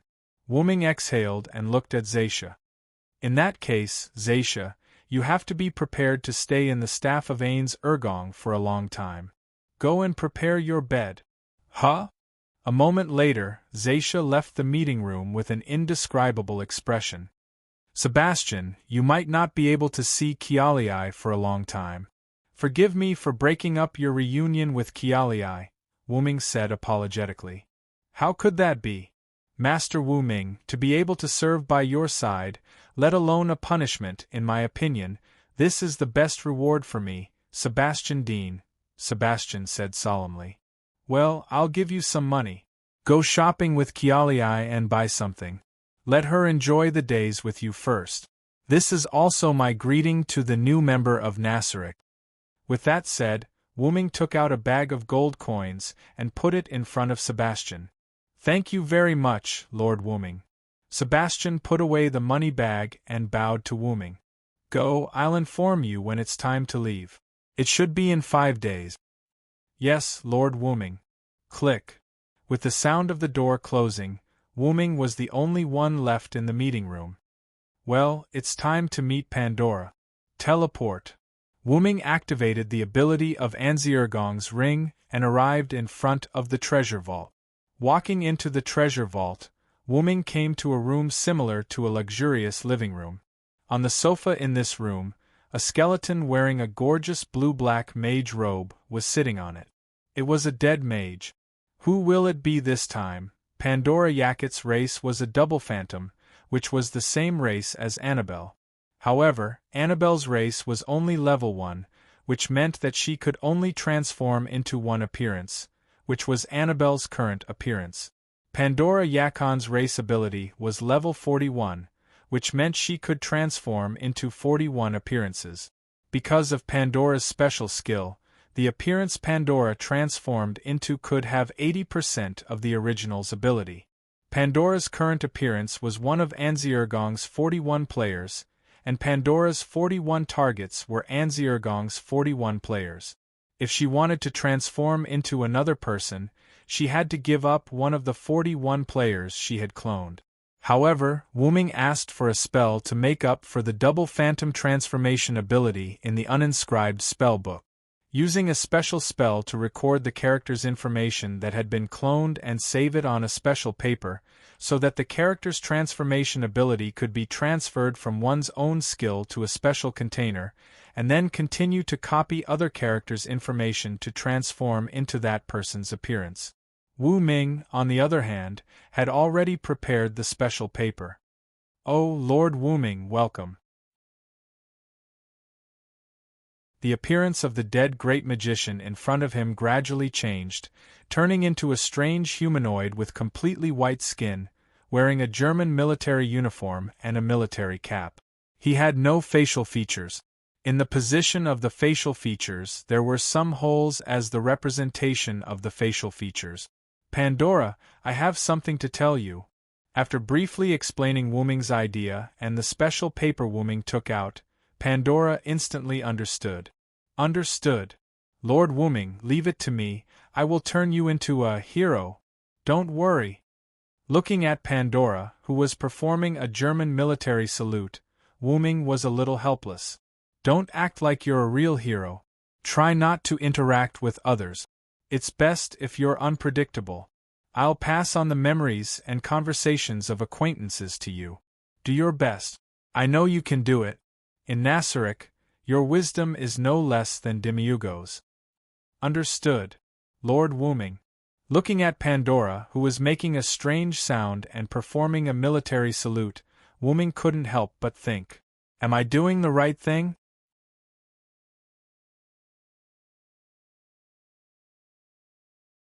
Chapter 54. After telling Pandora everything, Wuming left the treasury. Back in the conference room, Wuming decided to read the uninscribed book more. After all, it will automatically record the magic of the world. After reading the book in the conference room for a few days, Wuming closed the book and stretched. I'm so tired. Although I don't have to eat, I still have to sleep. With that said, Wuming used the ring of Ain's Wugong to go to his bedroom. Lying on the bed, Wuming recalled everything he did in this world. I'll tell them the truth. I'm not the Supreme Lord they used to be loyal to. After all, Wuming also indirectly deceived the Guardians. Even if the Guardians didn't care, Wuming still felt uncomfortable. After all, I'm the root dragon. How can I do such a thing? It's a disgrace to my bloodline. After thinking about it, Wuming shook his head again. Of course not. If I tell them the truth, with their sense of justice, they might take revenge on the Supreme Lord who abandoned them. Well, I still have to think about it carefully. After a while, Wuming's door was knocked. Come in. Sorry to disturb you, Wuming-sama. The succubus in a white dress walked into Wuming's bedroom. Yeah. Yerbel, what are you doing here? In short, Wuming still couldn't deal with this crazy woman. It's like this, Wuming-sama, because of your actions in this world, the Guardians and I have specially provided you with some items that may be useful. Yerbel stretched out her hand, and a dark purple ripple appeared in the air. That ripple can be understood as a backpack, which was the storage space for items in the game. Yerbel took out a backpack from it. The moment she took it out, Wuming recognized it. It was an infinite backpack. Wuming took it and checked the items in the bag. Really, I've already taken some useful items from Nazaric's treasure vault. Let's do this. Wuming took out some items that he didn't have or didn't have the same effect as Yerbel. He opened a golden hole in the air, and put those items inside. As for the remaining items in the infinite backpack, Wuming threw them back to Yerbel. That golden ripple was an extension of Wuming's space noble artifact, Draconis, Dragon's Nest. Previously, Wu Ming could access items from Draconis in an instant, but it wasn't suitable for storing or retrieving a large number of items. Therefore, Wu Ming learned the Guardian's skill of opening backpack and developed this skill. I'll take some items that don't have the same effect as me. You can divide the rest among the Guardians or the anti-theft treasure vault. Anyway, I won't touch it again. Wuming waved his hand and said somewhat willfully. Yes. Wuming-sama, Yerbel was taken aback at first, then she showed a smile. Well then, I'll take my leave first, Wuming-sama. When Yerbel was about to leave, Wuming stopped Yerbel. Wait a minute, Yerbel. I have a question. Wuming said awkwardly. What's the matter, Wuming-sama? Is there a problem that I, as your subordinate, can solve? Yerbel looked at Wuming. If, and I'm saying if, I'm not the Supreme Venerable you served before, but just a Supreme Venerable who came in after the other Supreme Venerables left, what do you think? Wuming asked a little guiltily. Faced with this question, Wuming thought Yerbel would say something like, that's impossible. What does it matter, Wuming-sama? Huh! Looking at Yerbel's smiling face, Wuming was a little overwhelmed. According to Yerbel's words, she already knew. Whether you are the Supreme Venerable we served before or not, it doesn't matter. In the end, you were the one who accompanied us into the other world. You were the one who accompanied us and protected us. When everyone was afraid of coming to the other world, you were the one who guided us in the front. Yerbel walked in front of Wuming and touched Wuming's face. You shouldn't think about this problem. You just need to move forward, because we will only choose to follow you forever." There was a moment of silence in the bedroom. "Do the other guardians know?" Wu-Ming asked. "Yes, Lord Wu-Ming. Demiugos and I were the first to guess. The other guardians were also told by Demiugos and I during the guardians' meeting. They all said that whether Lord Wu-Ming is the supreme venerable or not, the one who is accompanying us now is that Lord. Only by doing our best for that Lord can we repay that Lord's kindness towards us." "That's what they said." "Is that so? Let's not talk about how you and Demiugos came to this conclusion, but I hope you don't resent the other supreme venerables. After all, they will never have the chance to return to Nasaric." "Yes. I promise you, my beloved Lord Wu-Ming." "Then, can you explain why you took off your clothes?" "Bell." Wu-Ming looked at Bell, who was taking off his clothes, and shouted hysterically. "Of course, I'm taking advantage of the atmosphere to take down Lord Wu-Ming. How can I let go of such a good atmosphere? Lord Wu-Ming." Bell returned to his infatuated expression. "Really, you've ruined such a rare atmosphere. Get out of my way." Wu-Ming opened his palm, and silver chains bound Bell. "What is this? Damn it, don't disturb me and Lord Wu-Ming's happiness." Wu-Ming smiled as he looked at Bell, who was struggling on the ground but was unable to break free. "No matter what, it's still a noble artifact. Just stay here obediently. Once the magic power of this skylock is exhausted, it will automatically disappear. That's it, goodbye, wait." Lord Wu-Ming, after that, Wu-Ming used the ring of Anziwergong to teleport out of the bedroom, leaving only Bell, who was crying. On the 9th floor corridor, Wu-Ming walked and muttered to himself. "Seriously, to think that I was so vexed. In the end, all the guardians know about it." Sigh. As he walked, Wu-Ming found himself in the corridor of the conference room. Demiugos? Wu-Ming saw Demiugos standing in front of the conference room, looking at who he was talking to. Wu-Ming speculated that Demiugos was using message magic to communicate. And Demiugos seemed to be too focused. He didn't notice Wu-Ming's arrival for the time being. Until Wu-Ming stood behind Demiugos. "Lord Wu-Ming, I'm so sorry, I didn't notice your arrival," Wu-Ming said as he looked at Demiugos, who was kneeling on one knee. "It's okay, Demiugos, I don't blame you, including the conversation between you and Cocytus just now.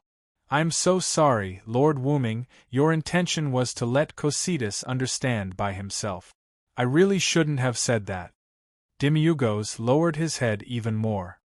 "It's okay, Demiugos, I said I won't blame you. Come in with me," Wu-Ming said as he opened the door of the conference room. After Wu-Ming went in, Demiugos followed.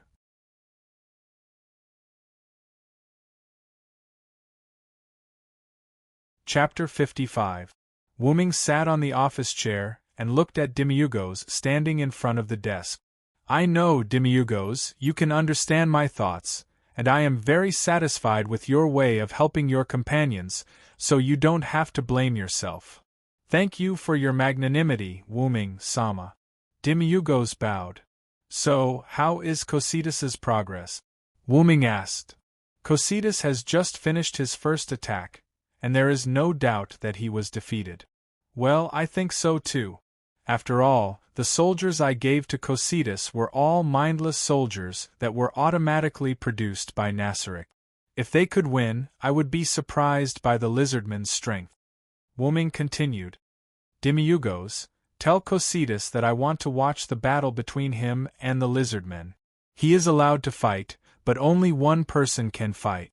"Yes, Master Wu-Ming-sama."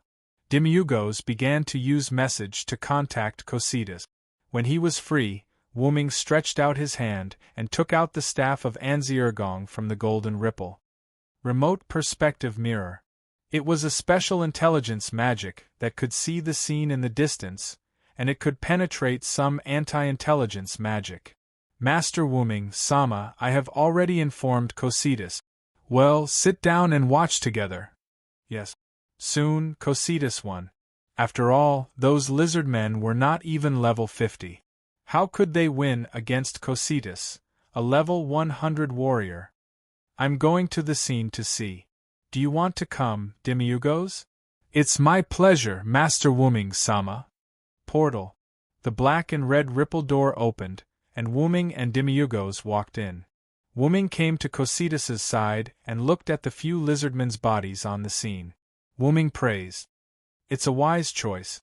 After all, when they knew that the other party wanted to subdue their race, they didn't need to send out all of their combatants because if all of them died, it would be a disaster for their race.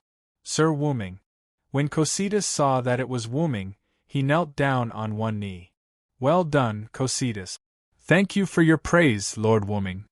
Since we've conquered the lizardmen, it's time for us to return. After saying that, Wuming wanted to leave. Lord Wuming, I have a request. Wuming looked in astonishment at Cositas, who was kneeling on one knee and bowing his head. Say it. If it's not a big problem, I'll agree to it. Thank you, Lord Wuming. I would like to request that you revive the lizardmen. Oh, may I know why? Because they are all warriors with some strength, I think they can serve Nasaric. Don't you think this reason is far-fetched, Cositas? After saying that, Wuming didn't look at Cositas, who had his head bowed, but looked at Demiurgos, who was beside him. Wuming's meaning was very simple. Demiurgos asked Cositas to ask for help from Wuming. Demiurgos immediately understood and shook his head lightly. Wuming understood and reached his hand into the golden ripples. He took out a short staff with an emerald head and an ivory body and threw it to Cositas. This resurrection staff is for you, Cositas. Although it can be used a limited number of times, reviving these lizardmen shouldn't be a problem. Thank you, Lord Wuming. Then, with Cositas's grateful voice, Wuming returned to Nasaric. Demiurgos didn't follow him back. He stayed behind to help Cositas use the resurrection staff. As a warrior, Cositas couldn't use any staff-type items. He sat on the office chair and looked up at the ceiling. So, the things in Nasaric are almost done. Wuming heard the magic bell, and he put his hand on his ear. What's the matter? Lord Wuming, 2 humans broke into Nazaric's spirit temple. Nazaric's spirit temple. Because Marley had set up an illusion magic circle, no one should be able to break into Nasaric. But, I'm right, little Kaji. I told you it was here, but you didn't believe me. The speaker was a woman wearing a black cloak with short blonde hair and a smile on her face. Humph. I'm warning you again, don't call me that. It's normal for this place to be strange. After all, such a large tomb is wrapped in an unknown illusion barrier. If you hadn't stepped into the hero domain, even if you had seen this place before, you wouldn't remember the location of this place. The other was a middle-aged man with skin as pale as a corpse's. He wore a dark red mage robe and held a magic staff and a dark gray pearl. He didn't have a single strand of hair on his head, whether it was a beard, eyebrows, or hair, he didn't have any. Understood. Then, is our Lord Kadjit worthy of knowing what happened to the cult nation? I don't know if the theocracy provoked those dragon kings. Not only the capital's main church was destroyed, but even the 6-color Holy Scripture suffered heavy casualties. I hope they're all dead, so they won't chase me anymore. Okay, let's go, Clementine. The Orb of Death told me that there is a huge amount of death energy under this tomb. As long as I can get that energy, I can complete my ritual. After that, the man named Kaji began to move toward the entrance of the spirit temple. Stop, you two. A young man's voice came from the entrance of the spirit temple. Both Kaji and Clementine's faces changed. Clementine even took out her weapons, 2 short thorns. After all, that place was mysterious, and it was always right to be careful. Wuming slowly came out of the shadow and looked at Kaji and Clementine. You two can come in because I opened a hole in the barrier. After all, there are people who want to come in all day long, so it's better to invite them in early. Don't you think so, Kaji, Clementine? Wuming crossed his arms and looked at the two with a happy face. Hey, is it because of the conversation just now, Clementine? Get ready to retreat. Kaji's face became ugly. I will do it even if you don't say it. This man is too scary. He has been exuding a terrifying aura. Clementine whispered. I advise the two of you not to move around. If you're not careful, your head will fall off. With that, a few insect shadows appeared beside Kaji and Clementine. They were level 85 monsters called 8-limb assassin bugs. They were responsible for Wuming's safety in Nasaric. At this moment, the front blades of these 8-limb assassin bugs were placed on Kaji and Clementine's necks without any blind spot. What? When? Hey! Then, Wuming said to the side. Shadow Demon, capture them. With that, Wuming's shadow flashed, and a shadow rushed toward Kaji and Clementine. In an instant, the shadow covered the two. Wuming didn't even look and left. Anyway, Demiurgos would take care of it. It's about time to leave Nasaric and go to the other world. I'll leave tomorrow morning. With this thought, Wuming left the surface of the tomb in Nasaric. Then, Demiurgos appeared where Wuming was standing before. Demiurgos pushed up his glasses. Send them to the House of Reality in the 5th level, Ice Prison. Let Nihilus take good care of them. With that, he left like Wuming. A moment later, the 8-limb assassin bugs and the shadow demon also disappeared. Only the empty spirit hall was left on the surface.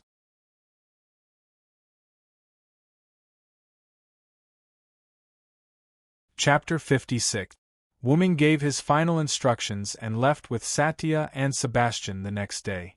Under the effect of the staff of Anzirgong, Satya and Sebastian were sent into the space of the staff of Anzirgong by Wuming and fell into a deep slumber. After transforming into his dragon form, Wuming entered the space-time tunnel. Wuming kept flying in the space-time tunnel. Looking at the light spots in the tunnel, Wuming could not help but recall his previous transmigrations. When he transmigrated to the country of Shadow, Wuming was not familiar with the structure of the space-time tunnel and was sucked in. After that, Britain was summoned by Merlin. It could be said that Wuming had tricked himself. After that, he transmigrated again because of Morgan Le Fay's curse, causing Wuming to leave that era and enter the space-time tunnel. Entering ancient Babylon was caused by the crazy Wu Ming wantonly destroying the space-time tunnel, which was caused by external factors. The alternate world where Nasaric was located was brought in by Wuming's curiosity. Therefore, strictly speaking, Wuming could be considered to have transmigrated on his own initiative and was not as passive as before. Just as Wuming was thinking, a light spot flickered not far ahead. As if they had a telepathic connection, Wuming subconsciously nodded. The space-time door opened. Wuming tilted his head and thought for a while before plunging in. Then, the space-time door closed. Wuming felt as if he had returned to his mother's embrace. His entire body was filled with warmth. Wuming had the thought of falling asleep again.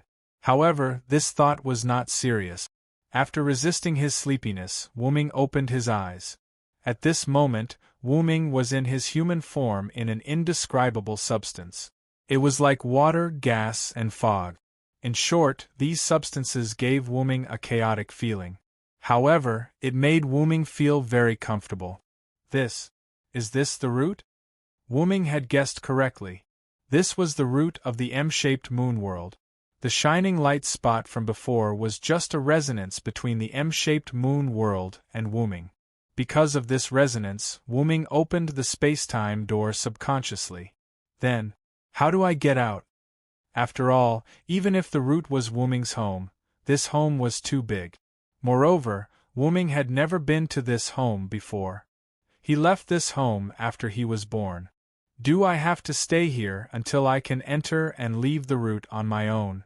This feels good. The root is home is the root's bloodline. Just as Wu Ming was thinking, he seemed to have received some news. It was as if someone was talking to him. Wu Ming opened his eyes wide in surprise. Are you for real? I don't mind. If I were to sleep here, I would have nothing to do. Wait, Wait, wait. With that, Wuming transformed into his dragon form and fell asleep. The dream had begun. An ordinary village, a group of ordinary farmers, a group of ordinary playmates, and an ordinary war. Wuming seemed to have turned into a baby and was born in this village called Dong Remy. As if he was watching a movie, Wuming realized that time was passing by quickly. In the blink of an eye, Wuming was already 16 years old. However, the memories of these 16 years were still intact in Wuming's mind. Just now. What was that? 16 years of memories. That's unbelievable. Wuming now felt like he was watching a movie. He could only watch what he was doing and couldn't interfere with it. However, this body was indeed his. No matter what this body said or did, it was Wuming himself. Is this the process of falsifying an identity? Sigh. The restraining force acted too fast. I told you to wait. That's right, in the root, Wuming received the restraining force's greeting. Because Wuming signed a contract when he was born, but because he was immediately sent away from the Type Moon world, Wuming did not leave any traces in the Type Moon world. Although Wuming left his traces in the ancient Celtic, ancient British, and ancient Babylonian worlds, it was not because of the two restraining forces in the Type Moon world, but because Wuming joined it himself. Therefore, the planet's consciousness, Gaia, and the human consciousness, Aleia, created a new identity for Wuming to achieve his ultimate goal, heroic spirit. In this way, Wuming's main body was sleeping in the vortex of the root, absorbing the power of the root. Wuming's intention was to enter the heroic spirit palace, prepared for Wuming by the restraining force to form a heroic spirit. However, Wuming had the right to leave the heroic spirit palace. After all, when they signed the contract, they signed an equal contract, so Wuming did not have to worry about being trapped in the heroic spirit palace. Besides, the heroic spirit palace could not trap the root dragon. Of course, it was an adult. The scene changed. The country Wuming was in was troubled by war for a long time. A girl who had a good relationship with Wuming came to chat with Wuming. Sodric, you really are here. Looking at his blonde childhood sweetheart, Wuming said. Wuming put his hands behind his head, lying on a piece of hay, and said uninterestedly, what's wrong, Jehan? Why don't you pray for the Lord's arrival and listen to the voice of the Lord? Why are you looking for a lazy false believer like me? That's right, in this village, Wuming was arranged to be a believer of the Lord because of the persecution of the war. Well, don't say that, Sodric. I have something to tell you. Wuming sat up from the ground. Say it, I'm your childhood sweetheart. Jehan blushed a little. She sat next to Wuming and hugged her knees with both hands. Actually, I heard the voice of the Lord. Wuming didn't say anything. The Lord said, "Why do people fight?" Wuming still didn't say anything. The Lord told me I can stop this dispute. I want to stop this war. Wuming still didn't say anything. It's just a little scared. Is my ability enough? Let's do it together. Ah. The girl named Jehan looked at Wuming in surprise. I don't feel safe letting a village girl like you go to the battlefield. Since we used to take a bath together, I'll protect you. Wuming smiled at Jehan, showing his white teeth. What are you talking about? We took a bath when we were very young, it doesn't count. Jehan blushed. How can it not count? Jehan, are you going to abandon me? I'm prepared to marry you when I grow up. Wuming showed a smug smile. WH. What? I'm not ready yet. No. No. The girl struggled to get up and ran into the distance. As Wuming laughed, the girl hid under a tree and put her hands over her heart. After the war. I can consider it.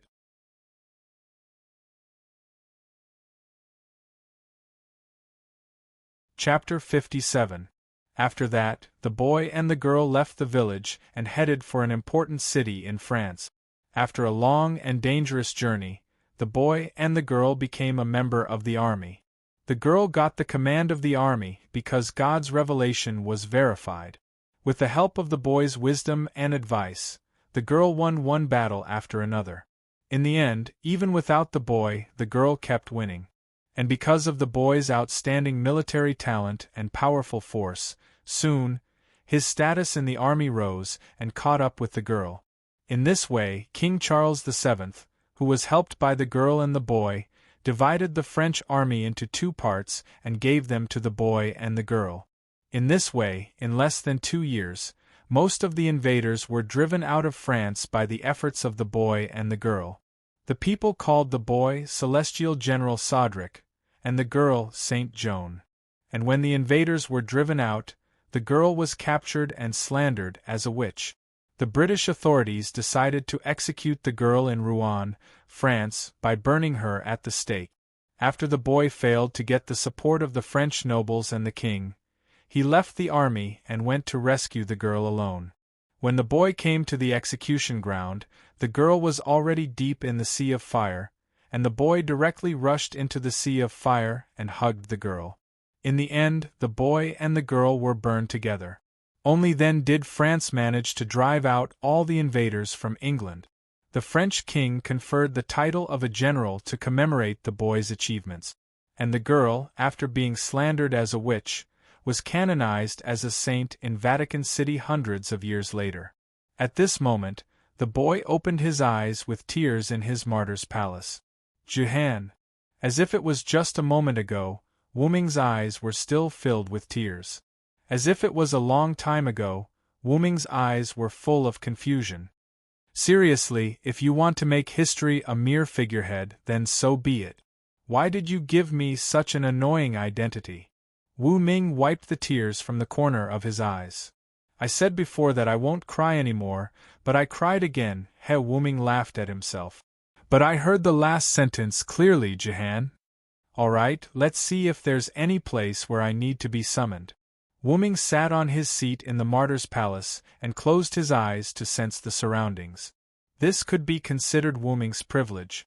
Other heroic spirits could only be summoned passively, but Wu Ming could choose to take the initiative. As for Wu Ming, he only needed an opportunity to appear on his own. Lord Wu Ming opened his eyes. Yes, that's Jehan's voice. Since he didn't need to pay attention to the heroic spirit's body in the Valhalla, Wu Ming prepared to directly descend his consciousness into the servant's body. Wu Ming's body began to glow. Then, as if he had fallen asleep, Wu Ming closed his eyes. In a certain cemetery, there was a middle-aged man with 3 scars on his face. His name was Lion Jieli.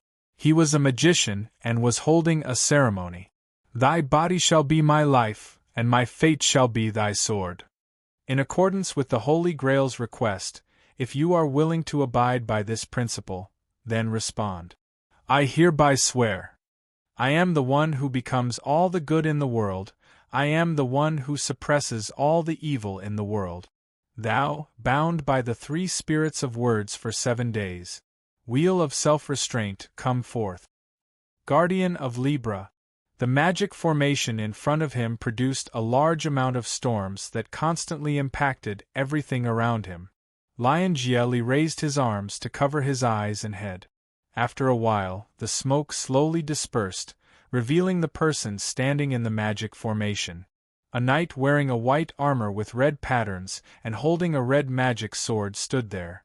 The knight's helmet began to disintegrate and scattered around the armor like a machine, revealing a pretty face with a single golden ponytail. There was an unruly smile on her pretty face. I ask you, are you my master? However, Lion Jieli in front of the female knight didn't speak. Instead, he looked at her with a shocked expression.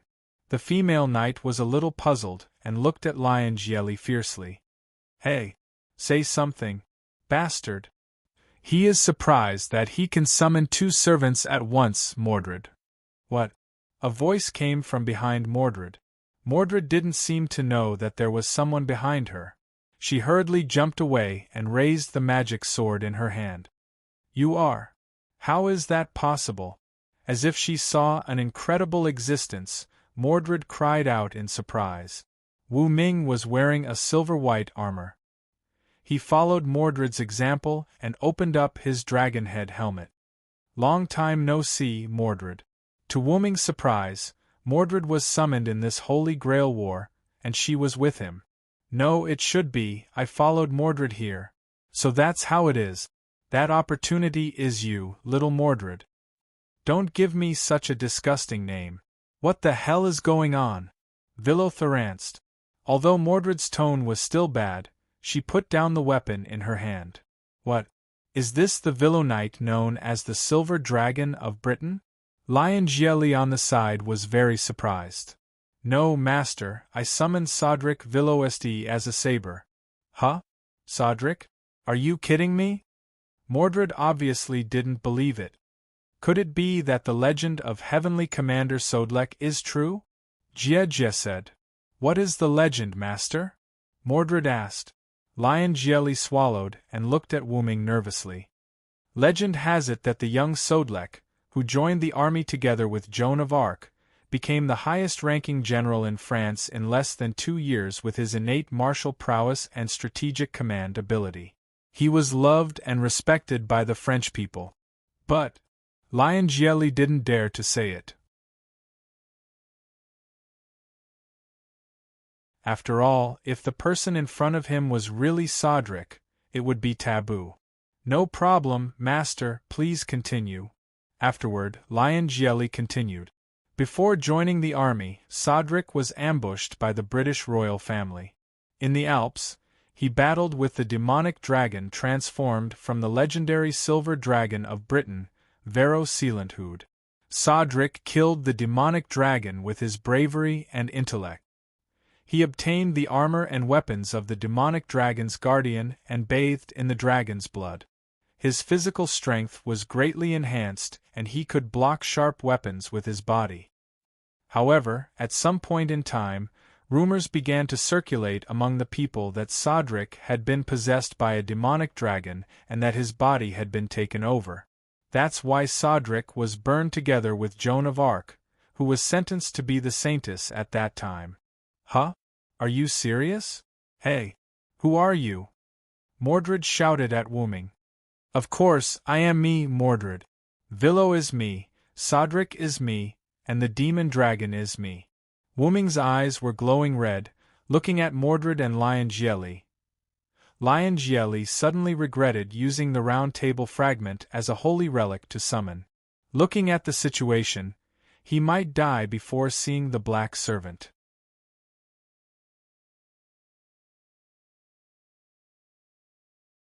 Chapter 58. Mordred protected Leo Gielli and pointed her sword at Wooming with both hands. Wooming looked at the two with a smile. Both sides were on the verge of fighting. Then Wooming spoke. Okay, I'm kidding. After all, the magician behind you is not only your master, but also my master. Speaking of this, Lion Gielli realized that the other party had also been calling him master all this time. Looking at his hand, Lion Gielli exclaimed in surprise. Are you for real? I actually have 6 command incantations? Wooming and Mordred both looked at Leo Gielli's hand. Leo Gielli's left and right hands had a red pattern similar to blood clot. Each pattern was composed of 3 lines, and the thickness and shape of each line were different. That is the command seal. Normally, there should only be 3 command incantations, but having 6 command incantations meant that Gielli had 2 servants. Well, for the time being, just think of me as a reincarnated Villo Knight. That's it, please advise me, master. And you can perceive the connection between us, can't you, Mordred? Yes. Mordred didn't say anything, but she was very unhappy. After removing the sword and armor in a very unhappy manner, he turned around and said to Gielli, My real name is Mordred. Nice to meet you, master. Then Wooming also officially reported his name. My real name is Sodlek. Please take care of me, master. Please advise me, my name is Leo Gielli. Leo Gielli said helplessly. Let's not talk about the 2 servants you summoned. You actually summoned a knight of the Round Table in this place. Are you a necromancer? Mordred crossed her arms and said with a look of disgust. Ah, yes, my childhood was accompanied by corpses. Speaking of which, King Arthur's son Mordred is actually a girl. Hey! Master, you'd better not say that word, otherwise, I don't know what Mordred will do. Wooming interrupted Leo Gielli. Looking at Mordred, who was looking at him coldly, Leo Gielli swallowed his saliva. I know. So, what is your wish? Leo Gielli first looked at Mordred. Of course, I want to challenge you to pull out that sword, but I think with my qualifications I will definitely pull it out, Mordred said with a proud face. How is that possible? Wooming accidentally laughed. What did you say? Villo. Believe it or not, I'll kill you. After saying that, Mordred was about to condense a sword and slash at Wu Ming. The position of king has already been decided. Mordred, it doesn't mean that just because you have the right to be king, you can pick her up. Gielli on the side. Why do you say that? You also know that I was a knight during King Yosef's time. As the strongest knight at that time, King Yosef naturally told me about the next king. Wooming looked at Leo Gielli, then looked at Mordred and continued. To be precise, even if I tried to pull out the sword, I could pull it out. The reason why I couldn't pull it out was because Merlin cast a spell, making everyone who tried to pull it out at that time unable to do so. Only my king could pull it out. Hearing this, Leo Gielli was dumbfounded. What? It was Merlin who interfered. Mordred expressed that she was very angry. However, to pull out that sword, having the qualifications of a king is the most important thing. At that time in Camelot, other than my king and me, no one else had the qualifications of a king. However, if you win the Holy Grail, you can try. Mordred, I have to tell you, you are not inferior to my king. My king didn't accept you because she knew you couldn't bear the fate of Britain. These words caused Mordred to fall into silence. Then, as the first knight of King Arthur, the Villo, and as the general of France in the 100 Years' War, what do you wish for? Leo Gielli asked. Wooming smiled.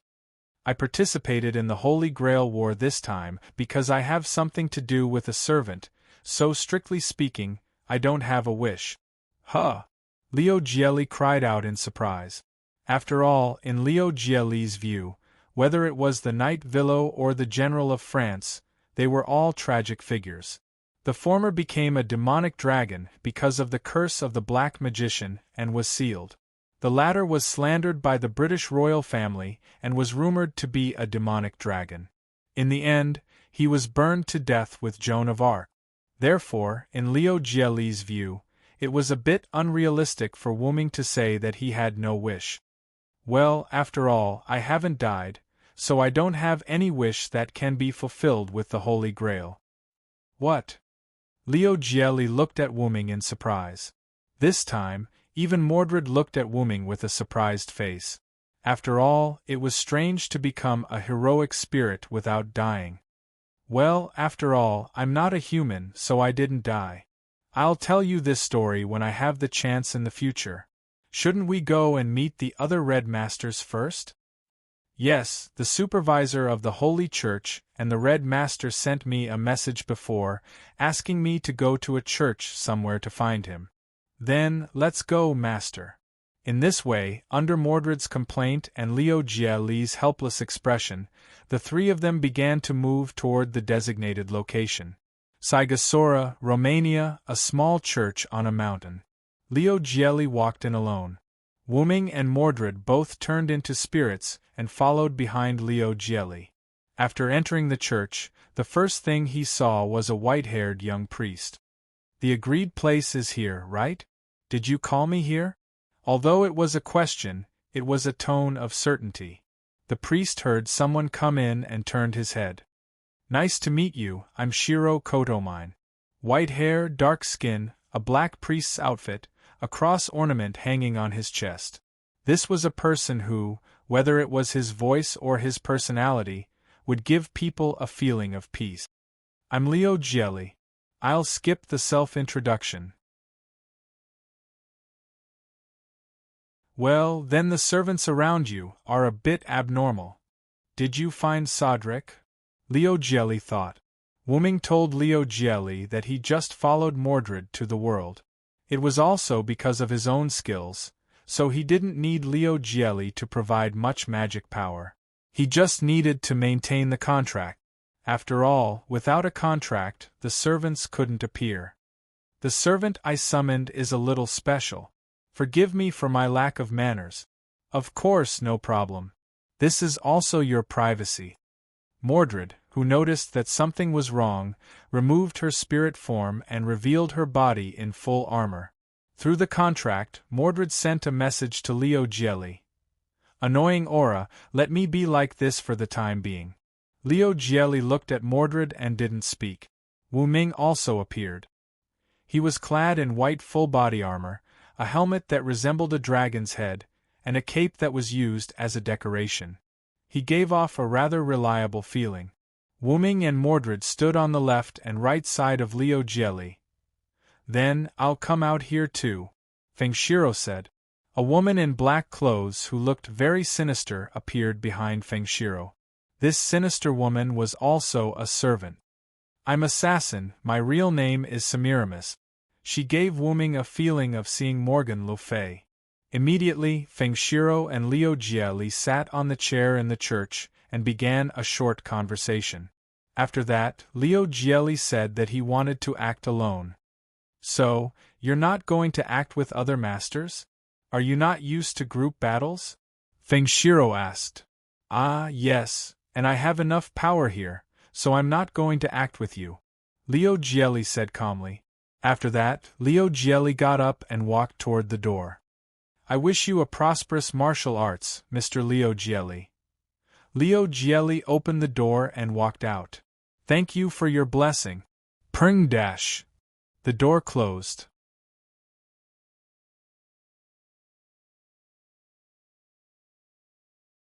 Chapter 59.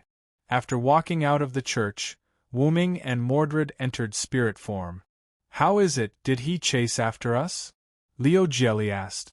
No, but you can rest assured, because this guy is super strong. Mordred conveyed her words to Leo Jelly through the contract. You really think highly of me, Mordred, Wu Ming teased. Although I don't want to admit it, if this guy still has the power of a knight, we will win this holy grail war, master. Oh, although I know that King Arthur's first knight is really powerful, Saber, is Sodric really that strong? After all, from the conversation with Leo Jelly, he knew that the number of times the Knight Villo in King Arthur's history was not many, and he was basically the commander. Of course, master, this guy can be said to be in existence that even my father may not be able to defeat. Although I don't want to admit it, the Villo is indeed the strongest in Britain. Looking at Leo Jelly's shocked expression, Wu Ming said. Well, let's not talk about the combat power first. After all, I came as the French General Sodric, so it is inevitable that there will be some differences in ability. Is that so, then? This name is a problem. Both of you are Saber. Master, please call me General. General? That sounds like the French word for general, right? All right, I'll call Sodlek General from now on, and Mordred Saber. Why? I also want a different name. Sure enough, Mordred is still a child, Wu Ming thought. Let's not talk about this first. Why don't you stay, master? Mordred asked. Leo Jelly was stunned, then said, Didn't you two not want to stay? The minority obeys the majority, so let's leave. After all, he's a servant with Queen Mother's aura, which means he's not someone you can trust. Mordred said angrily. Mordred is right. Semiramis is not inferior to Morgan Le Fay in terms of methods, intelligence, and ruthlessness. It was because of Morgan Le Fay's scheme that I revealed my true form. So, General, your true identity is a dragon. Leo Jelly was a little surprised. Yes, Mordred, you should know that King Yusef and Merlin once summoned the legendary dragon, and that was me. No way. Are you for real?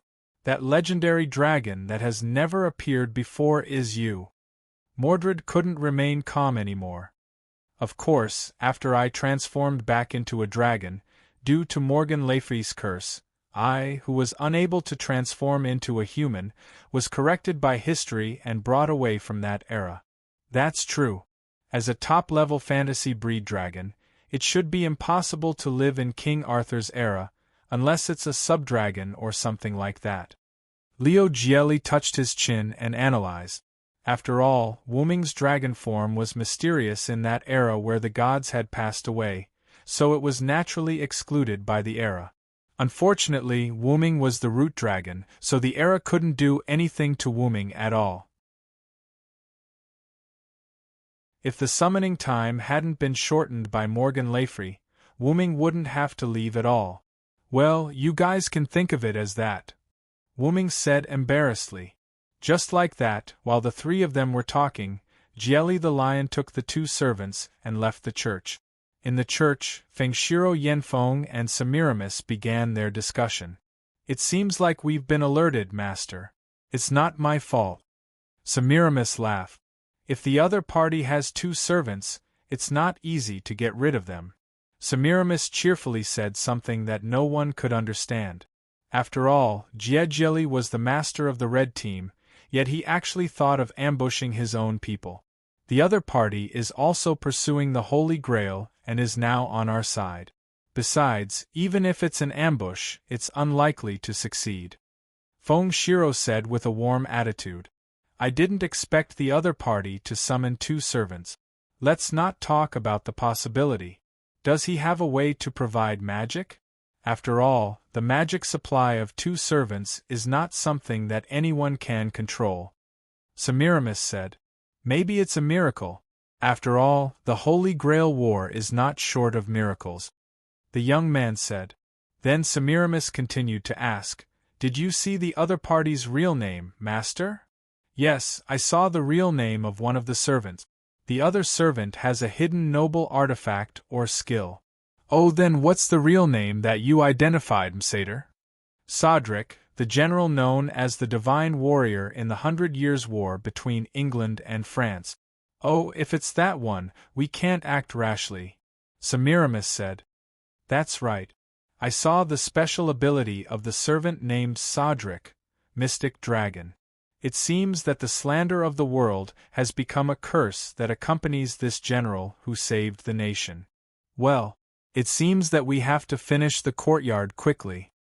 The ritual should be completed in a day or two, right? Well, of course, at this moment, a brown-haired bearded man dressed in a greenish-brown British costume with a cape draped over his left shoulder shouted as he barged in. Horse! Give me a horse! I will exchange my whole kingdom for it. What are you doing? Castor! That was Semiramis who was scared. Oh! The Empress of Assyria. So, what are you doing here? The berserker went berserk. What?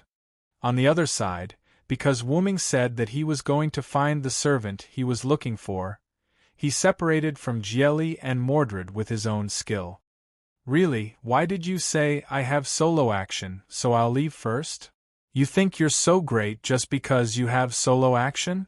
Mordred, who was in spirit form, was wearing a pair of shorts, leather boots, a bra that barely covered her breasts, and a red jacket. She was walking with a displeased expression on her face. Don't say that. After all, it's General's wish.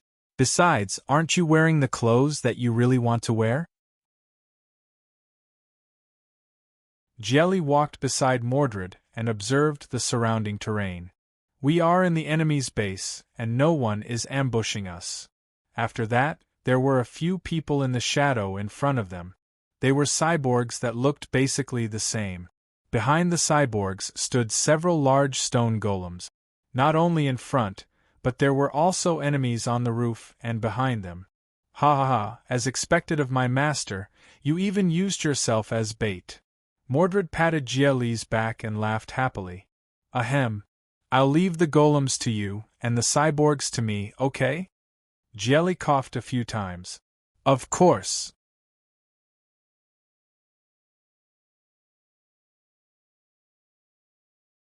Chapter 60. At night. After separating from Leo and Mordred, Wu Ming embarked on a journey to find Joan of Arc. I always feel that there's something wrong with that priest, as if he saw through me. Wu Ming walked on the road, thinking about what happened in the church just now. Forget it, the most important thing now is to find Jean. She must have appeared as the ruler. Since it's a daily routine, she will definitely come here, Tulifas. What I need to do now is to set up some detection magic. Wu Ming couldn't help but show a proud smile. Fortunately, Draconis also descended into this body as a noble phantasm. After finding a hidden place, Wu Ming opened Golden Ripple, reached into his hand, and took out a large number of scrolls. I remember Yael and the others gave me a scroll with reverse detection magic. Sure enough, after picking and choosing for a while, Wu Ming found the scrolls. That kind of scroll could block the opponent's detection magic, which was the so-called false eye with the ability to see through the truth. Wu Ming planned to set up that kind of scroll in many places. Well, although there are many skills in the game that can detect this kind of magic, I believe that unless it's a servant's special skill, it's impossible for a magician to detect this kind of magic. Then, Wu Ming began to run all over Tulifas. Fortunately, Wu Ming had the skill magic, otherwise, it would be unrealistic to set up those scrolls in one night. After all, the servant's body also limited some of Wu Ming's skills. For example, Wu Ming forgot all the skills related to Lune's magic. The reason why he didn't forget the magic in Yggdrasil was because those magic were not the products of the moon world, and the servant's body couldn't make them forget. Although it's interesting, the servant's body is really inconvenient.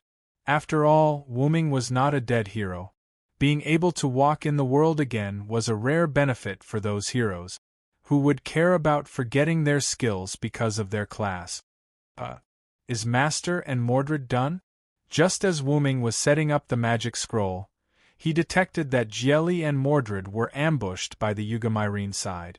However, this ambush was only a probing attack by the cyborgs and the marionette. Right now, Jieli and Mordred were heading towards Wu Ming. Wu Ming sat on a big tree and looked up at the starry sky, waiting for Jieli and Mordred. The starry sky in Nasaric time is still the best. That's why, as long as we win the battle, it's fine even if we have to use our teeth. This was Mordred. Where did you come from, Berserker? Seriously. This was Lion Jieli. Yo, did you have fun, Saber? Wu Ming jumped down from the tree and waved at Mordred. How could it be fun? Those magic puppets can't even take a beating. Mordred shrugged. Looks like it's a test by the other side. Well, General, have you found the servant you're looking for? Is she really not a member of the black side? Jieli asked. Not yet. But didn't I say that she will only become a ruler, not a servant of both sides? Wu Ming said. It better be true. If she's not a ruler but a black servant, I will definitely beat her until she pisses her pants. Mordred turned her head away fiercely. Actually, I've been curious for a long time. I remember in King Arthur's legend, Mordred and the Villo had a good relationship. Before Lion Jieli could finish speaking, a crimson-red scarlet thunder demon sword was pressed against his neck. Who would have a good relationship with him? Be careful if you keep talking nonsense. I know, put down the sword first, Jieli said embarrassedly. Hearing this, Mordred put down the sword. Ha ha ha ha, you're right, Master. Mordred and I have a good relationship. As for why Mordred is so mean to me, it's just a matter of bloodline. Wu Ming smiled and patted Jieli's back. It was rare that Mordred didn't refute. She just turned her head away. Seeing this, Jieli knew that it must be another story, so he didn't ask anything more. Well, where are you going next? Wu Ming asked. Back to the stronghold to rest. What about you? Do you want to continue looking for the ruler? Of course, then that's it. If there's anything, contact me through the contract. After that, Wu Ming's spirit body disappeared. Let's go, Saber. I know. On the other side, Wu Ming and Jieli just separated from Mordred, and Wu Ming received the news of Jieli. Oh! The red berserker went berserk? He's coming here, so is he going to attack the black team's base? As expected of a berserker. What are you going to do? Jelly asked. You tell the priest, I'll go and see, Wu Ming said. Understood.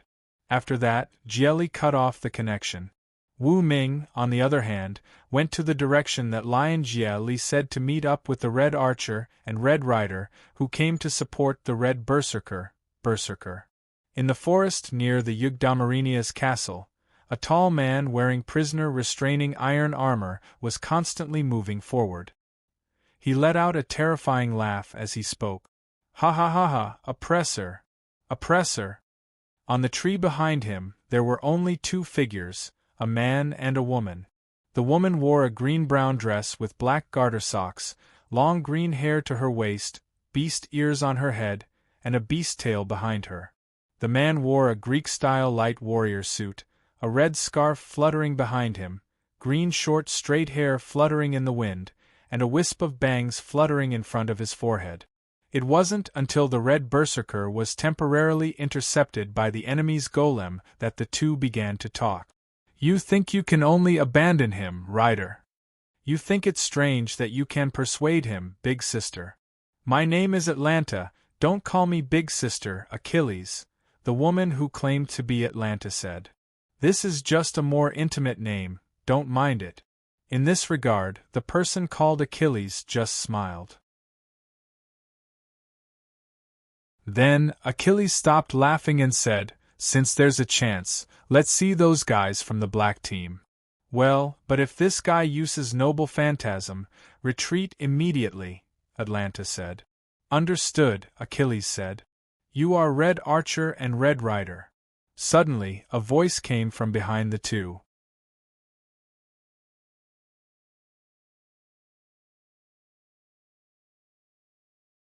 Chapter 61. Who is it? Achilles shouted and instantly condensed a cross spear and stabbed backward. Atlanta also drew her bow and aimed at Wu Ming, who was behind Achilles.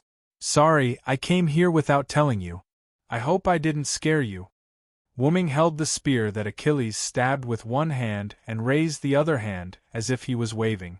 You are Saber on our side? After all, Feng Shiro had previously informed the two through the contract that there would be a saber coming to them. As for why he said it as if there were other red sabers, Achilles and Atlanta didn't care anymore. Well, it's the first time we met. I'm Sodric, summoning with the saber profession. I'm Atlanta, summoning with the archer profession. I'm Achilles, summoning with the rider profession. I didn't expect you to be Saber, I thought you were assassin, Achilles said with some pride. So, what's the situation now? Wu Ming didn't care and asked the two. As you can see, Berserker is still crazy, Achilles said. I remember that Berserker's real name is Spartacus, worthy of the famous rebel. Looking at the crazy appearance, Wu Ming couldn't help but sigh. By the way, have you seen your master? Achilles ignored Wu Ming and asked Atlanta. No, I've only seen Semiramis and his master, the priest. Me too. The circuits are connected, and the order has been issued, but I don't see the person. This is considered abnormal. Achilles looked at his hand and felt the connection of the magic circuits, and said so. It makes sense that the magician is hiding, but it makes people feel that he is timid, Atlanta said indifferently. Saber, where is your master? Achilles asked. My master didn't move with the other masters. We moved alone, so there wasn't any abnormal situation like yours. My master, on the other hand, looks like a fiend, but surprisingly, he's not a bad guy. Wu Ming waved his hand. Is that so? Then, the three of them didn't say anything. After a while, after Spartacus defeated these blocking puppets, a black servant appeared in front of them. That doesn't seem to be a lancer, is it a rider? Both of our riders like close combat. Wu Ming looked at Achilles, who condensed a cross spear. Of course, I prefer to carry a spear myself than riding a chariot on the battlefield. Achilles said with a smile.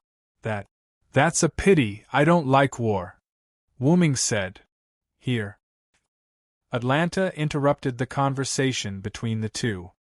The Black Rider raised his spear, and seemed to have released his real name.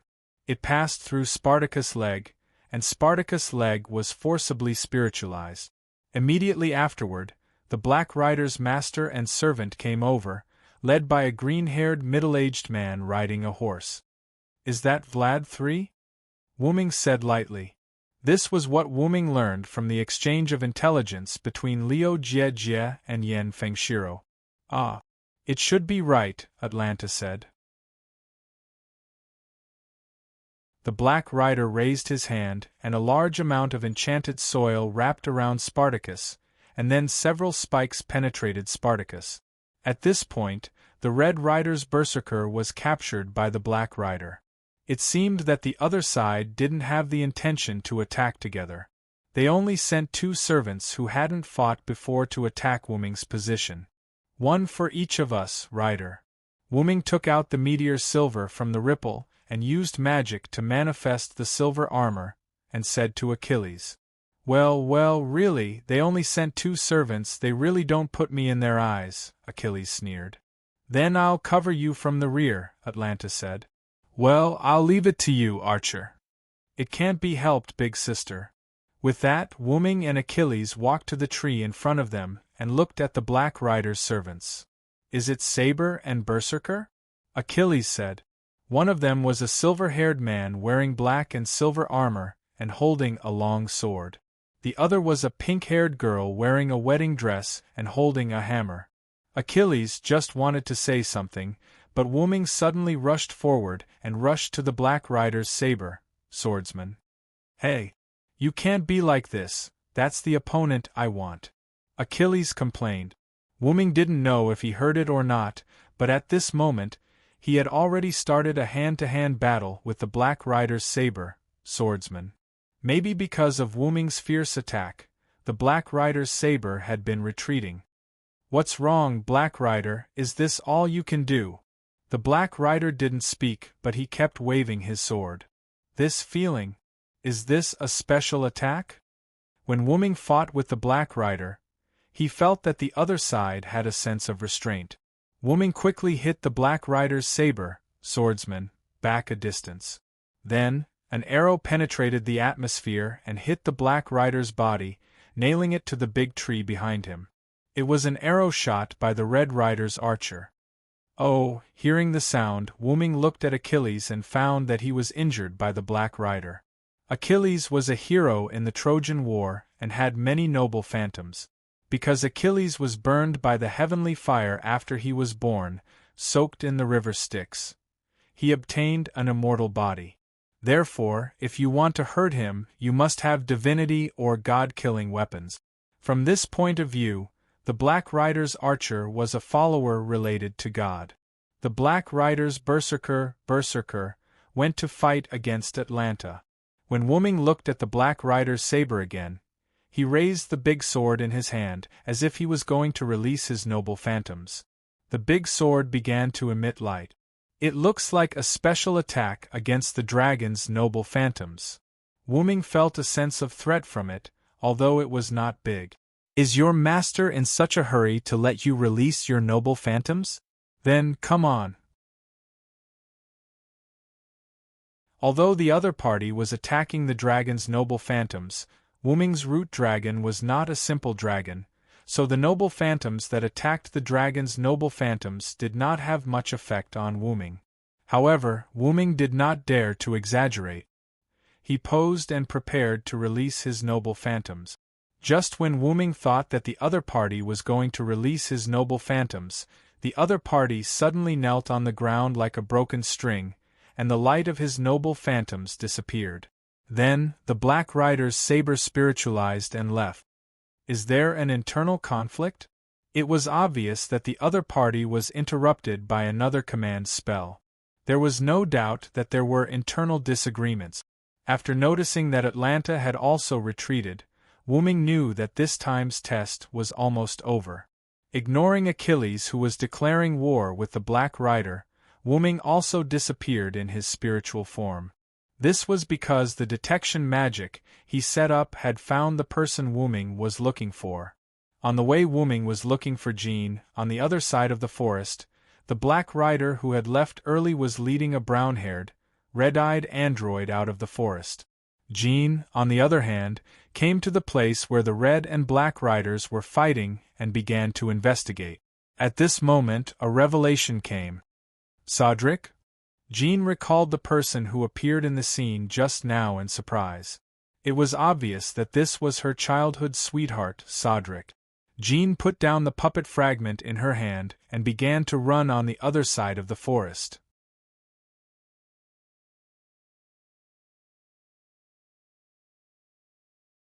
Chapter 62. On Wuming's side, as if they were discovered, the surrounding soil gathered and formed golems, surrounding the Black Rider and the android, including Wuming. Really, I shouldn't have followed you guys. AI. Red Saber, why are you here? Are you here to help us?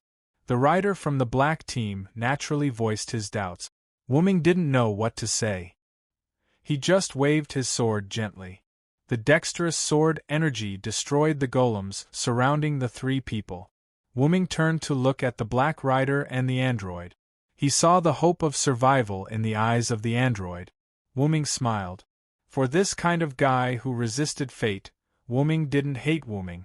Wuming reached out, opened the ripple, and took out a bag from it. This was not an infinite backpack, just an ordinary bag. Wuming had to admit the advantages of game items. The collision damage of the outside world would not affect the things in the bag in the slightest. It would only reduce the durability. If the durability became 0, the bag would disappear. After filling more than a dozen bottles of red potions, Wuming threw the bag and a magic scroll to the Black Rider. After a moment of confusion, the Black Rider caught the bag and scroll. "What is this?" he asked. "There is a potion in the bag to heal this android. The scroll is a magic that can temporarily block the perception of the command curse. No, it's a magic item. Take this android and leave quickly. A servant is coming," Wuming said lightly. Oh. You are a good man. My name is Astolfo. What about you?" Wuming said in his heart, "No wonder." Astolfo, one of the 12 warriors of Charlemagne, was a rational person. He looked at the other party's outfit. The upper body was okay, a light night outfit, a fluffy cloak, but the lower body was a short skirt, suspenders, and long night boot. As expected of a rational person. "I'm an enemy servant. Is it okay for you to tell me your real name?" Wuming joked. As if he just realized something, the servant named Astolfo smiled nervously and awkwardly. "My real name is Cedric, a French general. Just call me that for now." Wuming looked at Astolfo helplessly. "Not bad, don't you think?" Astolfo looked at the androids. The androids didn't come back to their senses. After all, if they didn't hear it wrong, the servant in front of them gave Astolfo a potion to heal him. "Ah yes," the android said tiredly. At this moment, a pot-bellied middle-aged man with a black saber caught up from behind. "Stop!" the middle-aged man shouted.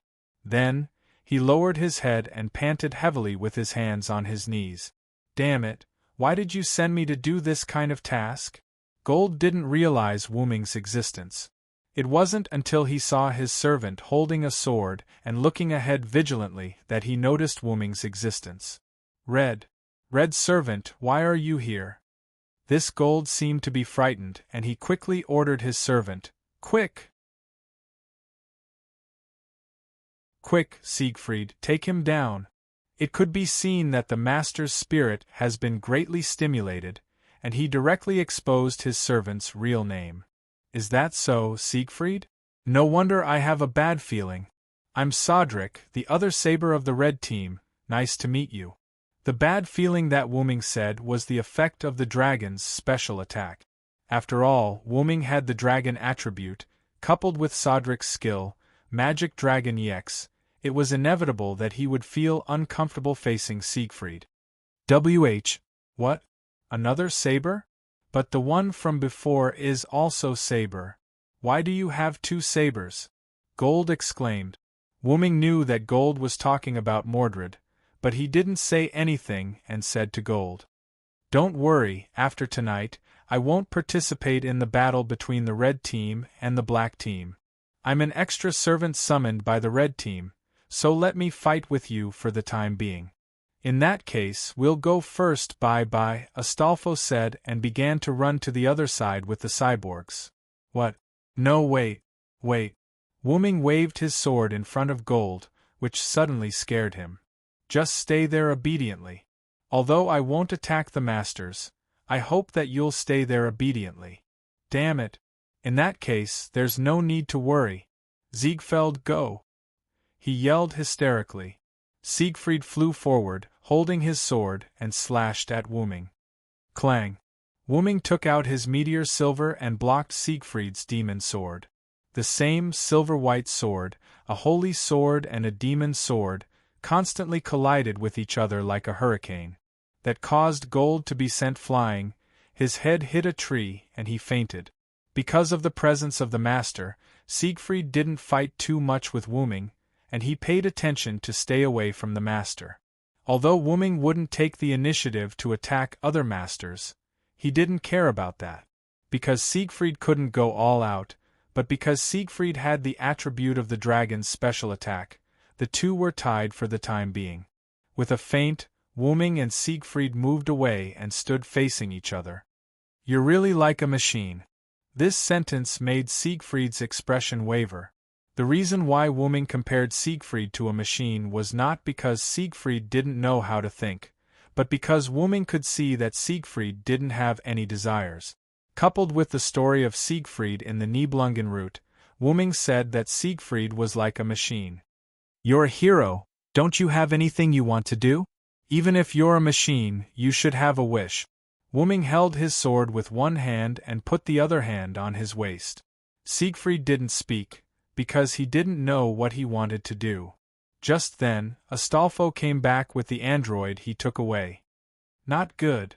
Sodric. He's dying, what should we do?" Astolfo held the android who was constantly coughing up blood and had fainted, and asked Wuming anxiously, "Are you an idiot? Didn't I give you the potion to treat him? Forget it, let me take a look." With that, Wuming walked towards the two. As he walked, Wuming glanced at Siegfried. "Think about it, what do you really want to do?" "What I want to do? My wish is to make my own decision to do something," Siegfried muttered. Wuming took out a bottle of potion from the golden ripples and poured it all into the android's mouth. The android's body instantly emitted a green light. It seems that the potion is effective, but it only treats the symptoms and not the root cause. Wuming touched his chin. But this was only temporary. This android had a defect in his body, which caused the blood vessels in his body to rupture and bleed. The potion only temporarily treated the injuries in his body. "What do you mean, Sodric?" Astolfo asked. "It means that he won't live long, and it's very likely that he will face the crisis of death every day. After all, this is the racial defect of the android. The one who caused the injury to the android was himself. This was the racial defect of the androids, which made them unable to survive outside the incubator. After all, the healing potion couldn't eliminate the racial defect. Then what can you do?" Astolfo looked at Wuming with tears in his eyes. Wuming turned his head away helplessly. "Unless I change his race, I can't do anything about it. If only I was summoned as a caster."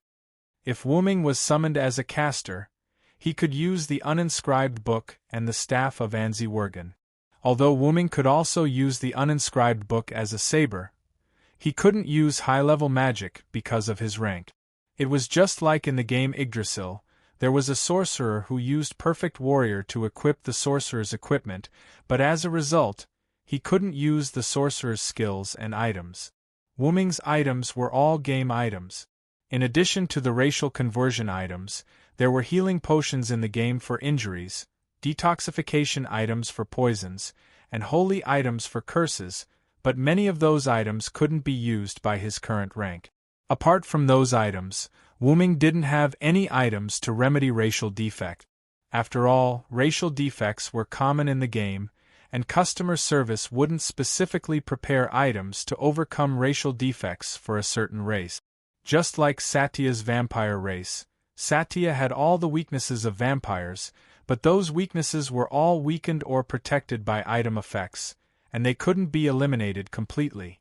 Although there were androids in Nasaric, the androids in the game had no defect.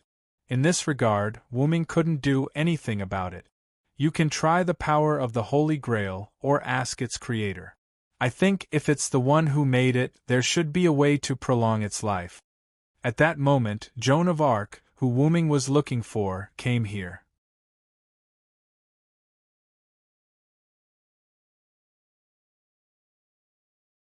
Chapter 63. Jean stood on a stone and watched all of this. After seeing Wuming, Jean said in a trembling voice, "Cedric, is it really you?" "Yo, Jean." Wuming waved at Jean and smiled. A gust of wind blew, and Jean flew over and hugged Wuming tightly. "Cedric, I..." Jean buried her head in Wuming's arms, crying, wanting to say something, but she didn't know what to say. Wuming also hugged Jean tightly. At this moment, no one spoke. After a while, Astolfo raised his hand and said, "Don't hug him, he's dying." Hearing this, Wuming and Jean hurriedly separated. Jean's face was red, and she turned her head away in embarrassment.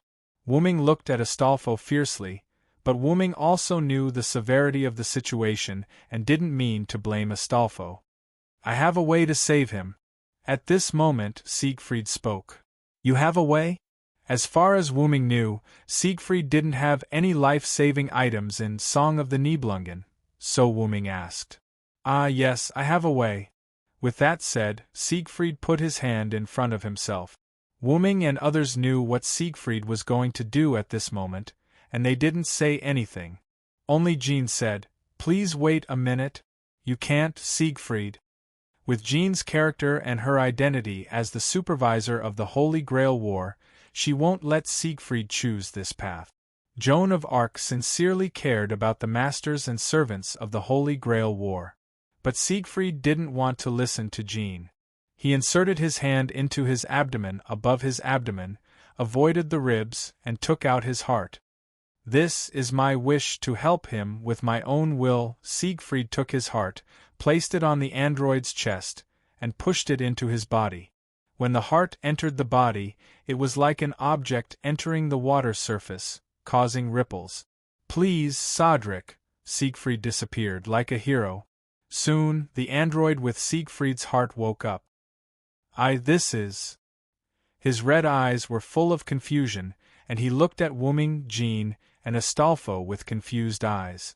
"You are saved. Siegfried gave you his heart, and now your body has become a normal person." After hearing this sentence, he touched his chest uncertainly, then said very slowly, I live? Yes, now you just need to give yourself a name.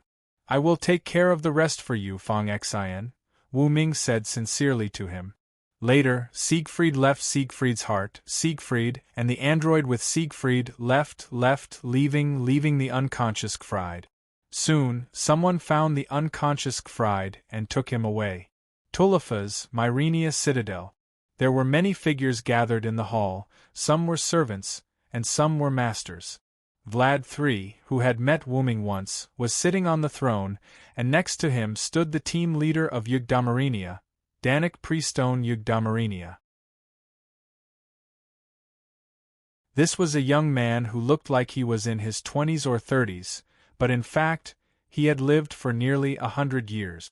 He had purple pupils and long dark green hair tied into a ponytail with a black hairband. He was wearing a black and white uniform of the Yugdamarinia race and a white cloak. He looked at Gfried, who was devastated, and said, "So, what the hell is going on, Gfried Mujik Yugdamarinia? Why did Saber disappear?" "I don't know. I was in a coma. Why did this happen?" Gfried seemed to be devastated, and he couldn't speak properly. At this time, Black Castor said, "I extracted a trace of the image from the magic crystals on the scene. Can you play it, Avispern?" Vlad 3 asked. Yes. A voice without a trace of emotion came from under Avisprin's mask. Through the magic projection, everyone saw an incomplete picture, but they already knew the specific reason for Saber's disappearance. I didn't expect Saber to choose to give up her life for the sake of that android. Black Berserker Frankenstein's master, Cowles Fulvig Yugdamarinia, said. In short, the current situation is very unfavorable for us. Although we captured the Red Berserker, we lost Saber, our strongest combat power. Assassin is out of control, and Ryder has defected. The Red Team may also know about our situation, Avisprin said. So, how about using the command spell to recall Ryder? Cowles asked. It's useless. Ryder's magical power is under the bonus of Noble Phantasm. Even if we use the command spell, there will be 2 of them. It's not worth it at all, Black Ryder's master, Selenikai Esker Yugdamarinia said. I will personally look for Ryder, please rest assured, Patriarch. Okay. Fried, do you have any information about the 2 sabers of the Red Team? Titanic asked. He didn't have much hope, he just wanted to ask. The result was beyond his expectations. Yes, there is information, there are 2 red sabers, and the servant who fought against Ziegfeld before is called Sodlek. Oh, the famous French general, the hero of the nation? Vlad III was obviously interested in Sodlek, who was also a hero of the nation. And he also said, he is an additional servant summoned, and he said that after tonight, he will no longer be our enemy. Fried said nervously. What does that mean? Cowles wondered. It seems that Sodlek's identity is a bit special, but in any case, we have to be prepared. Just like that, in the first night of the short confrontation, the black and red sides ended with both sides suffering losses. On the other side, Wuming, Jean, and Astolfo brought the android named Ziegfeld to a warm-hearted farmer's house. Then, Astolfo, I'll leave Ziegfeld to you. Okay, leave it to me. Astolfo raised his hand and smiled happily. Remember to use the scroll I gave you, it can temporarily block the connection between you and your master, but remember not to get close to your master, or you will be discovered. Yes, yes. Then, Wuming looked at Ziegfeld again. Ziegfeld, now is the time for you to think about how to live in the future. After all, you already have the lifespan of a normal person. I don't know. Ziegfeld shook his head. He, who was born as a magic supply, didn't know what to do at the moment, he just wanted to live. Then think about it, no matter what you do, don't go against your heart, follow the guidance of your heart. Goodbye, Ziegfeld, Astolfo. After that, Wuming turned and looked at Jean, the 2 smiled and left side by side.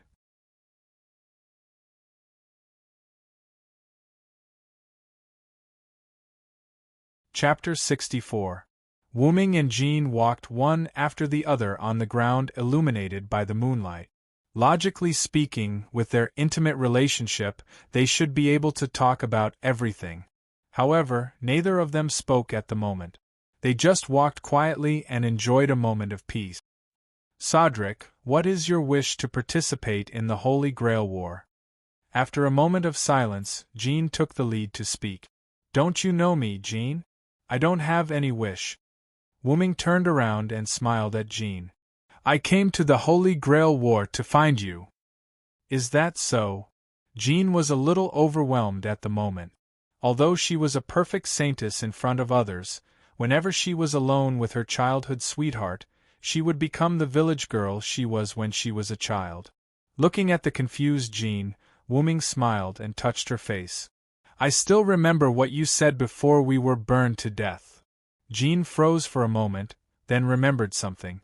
Her cheeks that were touched by Wuming became flushed. That. No. Wuming looked at Jean, who was already incoherent, smiled, took her hand, and began to walk forward. While walking, he said, Well, I know you want to give everything to the Lord now. No, that. I don't mean to go back on my words. Jean lowered her voice. If Wu-ming didn't listen carefully, he wouldn't have heard it. So, when you fulfill your promise to me, then you can give your all to the Lord. Um. Jean was a little overwhelmed. She promised Wu-ming to marry her before, but now both of them have become servants, so marriage is impossible. And Wu-ming asked to fulfill his promise before letting her go, that is to say, yes, I decided to hold your hand all the time and not let go. Although Wu-ming was a scumbag when he said that. Thinking about Artoria, Gilgamesh, and Enkidu in the hands of Wu-ming's original body, well, Maeve didn't count. Wu-ming only treated her as a little sister. Yes, she was his younger sister. Actually, Gilgamesh and Enkidu could be considered daughters, and only Artoria could be counted as one. However, because Artoria had become a queen, she could no longer be with Wu-ming. In that case, he wasn't really a scumbag. Wu-ming didn't notice that Jean's gaze on him had changed. Why do I feel like you were a scumbag just now? Alas! The adorable saintess actually called him a scum. Was there a mistake? How could that be? It's wrong to think that way. Jean, by the way, you were summoned by the Holy Grail as a ruler. Is there anything unusual? Wu-ming laughed and changed the topic. Well, I originally thought that you were the anomaly this time, but after meeting you, I found that the anomaly hasn't been solved yet. There are other anomalies in this Holy Grail war. Jean replied seriously. If there really is an abnormality, then I think the Red Party Master is an abnormality. My master and I have met a priest before.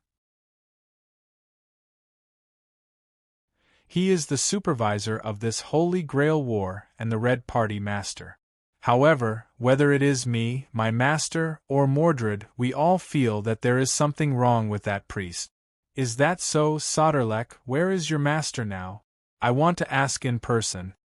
Jean thought for a while and asked Wu-ming. He is not in Tulifas now. He was entrusted by the Magic Association to deal with the recent serial killings. Wu-ming shook his head. If that's the case, then okay. He will be back in a few days. For now, go on a date with me, Jean. Alas. Alas. Early the next morning, Wu-ming took Jean, who had changed into casual clothes, to walk around the town. Because Jean was in the form of a physical body, Jean could not spiritualize, and had the functions of a normal person, such as eating and sleeping. If Jean did not eat and sleep, it would make her tired, so Wu-ming forced Jean, whose face was red, to stay in a hotel for the night. Of course, they booked 2 rooms. In terms of money, Wu-ming took out a few gold coins and exchanged them for some money. Wu-ming and Jean walked on the street and strolled around casually. Feeling Jean's resentful eyes, Wu-ming smiled. Really, Soderlek, you're making fun of me again. Well, you think too much.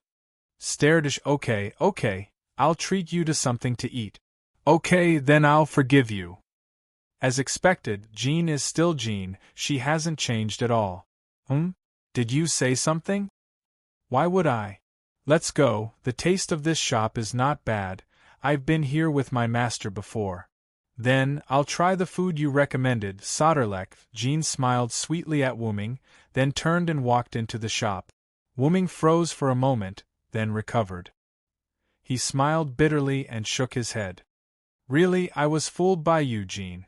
Wu-ming and Jean had a very pleasant breakfast. During this process, Wu-ming and Jean did not realize that the two of them seemed to have returned to the age of 16, before they joined the army. The two of them were immersed in this happy time. But now it was the time of the Holy Grail War. After a while, Wu-ming received a message from Leo. General, are you in Tulifas now? Yes, what's wrong, Master? The serial killings were done by Black Assassin, we couldn't get rid of him. It seems to be some kind of skill or noble artifact. Saber and I can't remember any information about Black Assassin, we only know that he's Jack the Rifleman. I see, Fog Knight's man-killer fiend, then I can understand why you can't remember the information. Then, Wu-ming also had a short confrontation with Black's archer and his master. Saber and Black Archer were both injured, the other side retreated. What about Mordred? She's fine, right? After all, Wu Ming and Mordred had some relationship. It's not a big deal, I've already healed Saber. Also, Father Shiro knows that I'm going to launch an attack on Black tonight. We might be late. If possible, help Red. Sorry, Master, I've already found the person I'm looking for. I've decided to stay neutral. Sigh. So sudden. Well, I won't force you, I'll rush back as soon as possible, then you can enjoy your peaceful days in the modern world. Ha ha ha, Master, you're so gentle, but don't worry, I'll try my best not to interfere in the war between Black and Red. Forget it, do as you please, that's it. Lion Jie Li disconnected the communication with Wu Ming. Sodric, are you going to give up on the Holy Grail? Jean asked worriedly. My goal has been achieved, plus I was summoned by cheating, as the ruler. You definitely won't allow me to participate in the Holy Grail war anymore, right? That's true. Looking at Jean's worried expression, Wu Ming took Jean's hand. Let's not worry about that for now, they'll only fight at night anyway. You can just be a village girl and go on a date with me during the day. Wait. Just like that, Wu Ming and Jean had a pleasant date. And on the other side, after dinner, Sieg sat in the courtyard in a daze. Yo, what are you thinking about, Sieg? Astolfo jumped out from behind Sieg. Hey, can I sit next to you? Astolfo, who had already sat down, asked. You've already sat down, Sieg said, somewhat at a loss. Sigh. Hee so, what are you worried about? Astolfo smiled awkwardly. I'm thinking about what Sodric said to me. Sieg withdrew his gaze from Astolfo and continued to stare blankly. That sentence, don't go against your heart, follow the direction your heart points to? Astolfo said with his finger on his cheek. As expected of the general who saved France, then Astolfo smiled sweetly at Sieg. Yes, he's a hero. So, what are you thinking, Sieg? Hearing this, Sieg looked at Astolfo, then touched his chest, feeling the beating of his heart.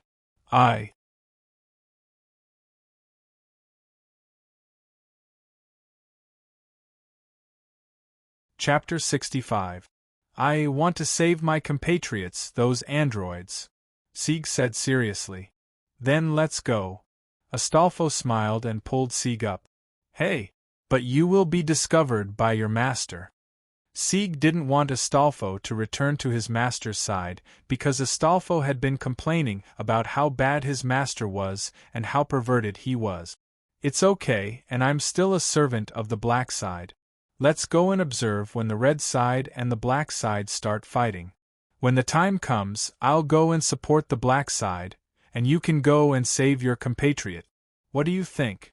Sieg looked at Astolfo's smile and couldn't help but smile. Yes, Ryder, I'll leave it to you. Oh, leave it to me. In this way, as if fate was playing tricks on them, when the two saw a huge sky castle flying to the grassland in front of Damarinia's fortress, they decided that the red side and the black side would fight, and they took action. And Wu Ming accompanied Joan of Arc to wait for the beginning of the war. Wu Ming and Joan of Arc stood on the side of the grassland, looking at the huge fortress floating in the air. That's the Sky Garden? Joan of Arc's skill real name break played a role, and she was surprised to shout out the real name of the noble phantasm. This is really an ill-fated relationship, Wu Ming said. Although it was not from the same period, it was a Babylonian building after all, and Wu Ming couldn't help but feel a little emotional. The red side's master must be there. Let's find a way to enter. Joan of Arc was about to start moving. Wait, Rena. Wu Ming reached out and pulled Joan of Arc's hair braid. Ah! Joan of Arc screamed and knelt on the ground.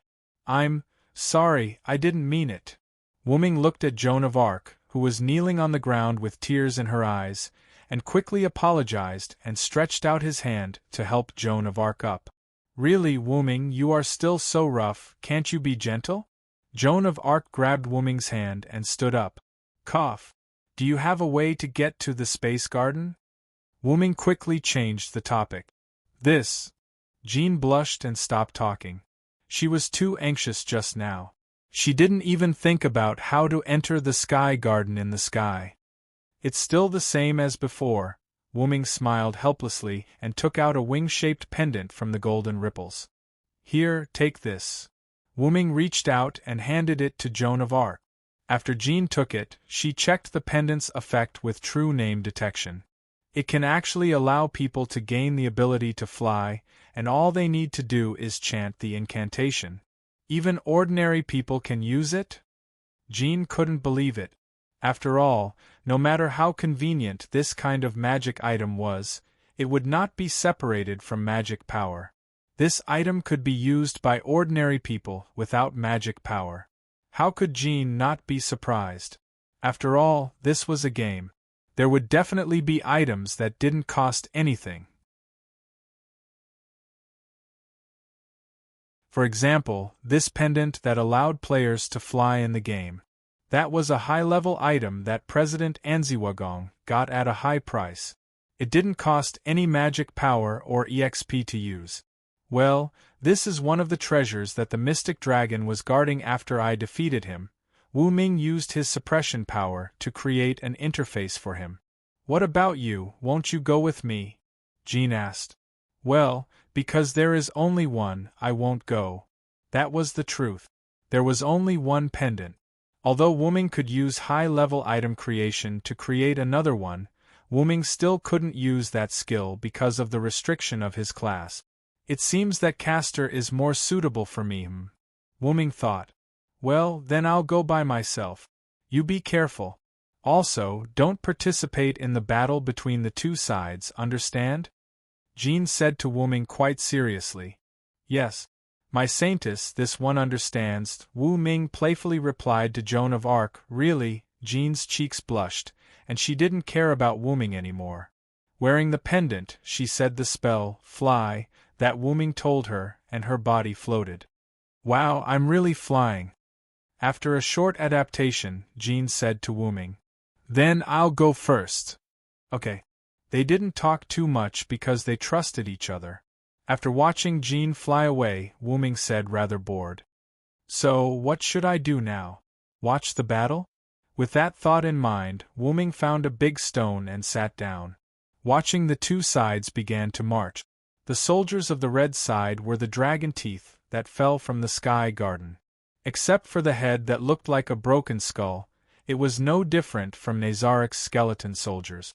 Looking at the black side, as Wu-Ming expected, it was a large group of androids and golems. Looking at the androids, Wu-Ming thought of Sieg again. I don't know how Sieg and Astolfo are doing, but with Sieg's temperament, he might return to Mylnia City to save his compatriots. Speaking of Sieg, Wu-Ming couldn't help but think of Sieg Fei. I didn't expect the Dragon Slayer hero Sieg Fei to be such a person. Speaking of which, when I fought with Sieg Fei, I always felt uncomfortable. It felt like I was fighting with my natural enemy. Is it because Sieg Fei is a dragon slayer? Wu-Ming couldn't help but think of when he fought with Sieg Fei, there was always a special force that passed to Wu-Ming. Although it didn't affect Wu-Ming much, he still felt uncomfortable. At that moment, a large number of ripples appeared in front of the sky garden, and countless arrows were shot out from it, directly hitting the androids and golems. Is that the red side archer's noble phantasm? Although the damage of each arrow is not high, it's hard to say if it's stacked. Then, a large number of green electric currents hit the arrow formation and scattered it. Is it another noble phantasm? Immediately afterward, a large number of iron pillars pierced the corresponding number of Dragon Fang soldiers. That's Vlad III's noble phantasm, right? As expected of the Impaler Duke. Then, Wu-Ming found that the Red Side Lancer and Vlad III were fighting. One moment the iron pillars pierced, the next moment the flames danced. Those two were fighting very well. Sure enough, for these heroes, I'm still too inexperienced. Wu-Ming couldn't help but think of his master, Skaha. Although I didn't fall behind the skills taught by my master, I don't have what a hero should have. It couldn't be helped. Wu-Ming, as the root dragon, was born extraordinary. Before the dragon transformation, his skin could be said to be indestructible because of the dragon scales, and after the dragon transformation, he could resist Yex-level noble phantasms. He also had almost unlimited mana. In any case, Silent Wonder had never run out of mana. In fact, he had never even used up 1/3 of his mana. The racial characteristic of time and space basically had no effect on Wu-Ming, and he could freely travel through time and space tunnels. Furthermore, he had the ability to sublimate a relic. Imagine if Wu-Ming could sublimate hundreds or thousands of grade A offensive relic and release his real name at the same time.